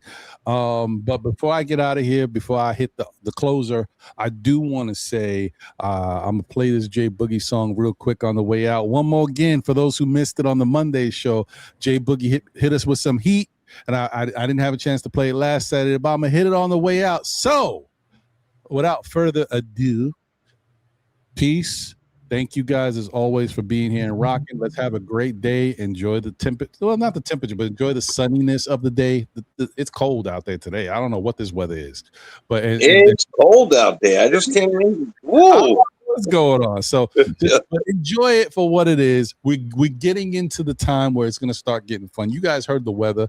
We're going to get some 70s in like 2 days. So enjoy it for what it is. And we had it yesterday. Yeah. 2 days ago, sorry, when I was at the Mets home opener. Oh yeah, I forgot I know that was a great game for you. You got to see the binge, baby, the binge. It was a good game. It was awesome. It was awesome. Look, y'all Yankees did great. Y'all won 7-0 on your opening night. Yeah. Okay, wait, Yankees are still in the league? They still play. Yes. Yes. I didn't know that. I know. It's crazy. Jay, I know. Yes. Actually, no. Not for nothing. When it's all said and done, I'm always hoping for this every year. But if there's ever a year, I'm saying right now, I know everybody's gonna hate this because really, the Dodgers win it all anyway. But if there's a chance for a Subway Series, this me too. It could be that year. I'm just saying, just put it in your back pocket. Hold on to it. The Dodgers might pay off the umpires and the rest of Major League Baseball to get it right. I'm just saying, just keep that in mind. Okay. All right. Let me get out of here. Let me play this Jay Boogie joint on the way out. Once again, man, take care. Thank you guys for being here, rocking and rolling. Smash that like button if you haven't already done so. Hit the subscribe if you're not subscribed. Thank you guys for all the love and support. Let's go Knicks. Let's beat OKC tomorrow. Whether it be by 10, whether it be by 1, it doesn't matter. Let's get it done. Thanks. I don't even try. Bars. You know what I mean? It's the cherry bomber covered in bulletproof. Okay, all right, calm down. All right, yo. Let's go to my guy, Jay Boogie. We out of here, baby. Jay Boogie. Peace. They say we 19,812 strong. I say we New York City strong. Look at the building. Just look at it. Madison Square Garden. The world famous arena, that's the building. Madison Square Garden, we in the building. From the floor seat to the nosebleed, the building. The best fans homestand, that's in the building. They don't do it like this. They know the city don't miss. We're about to hit the switch. It's the New York Knicks. I represent for the city, this for the NY. Brunson burner, boy, kiss to the sky. Garden dreams, the city drip, we orange blue. Saint of a nigga live a bars like them Sky Zoo. You see the city game nights, we got the stars out. Bars sold out, the garden sold out. You see the sponsors at Boo, Dobby, Delta Chase. Them 5 boroughs, MSG, the Empire State. Wait, you see the Queen got a torch lit. Bill Beto, Allen, Wiley, Miss Monica. It's no city like New York. It's no city like New York. You see the squad, they keep balling. You see the squad, they keep balling. Tell the city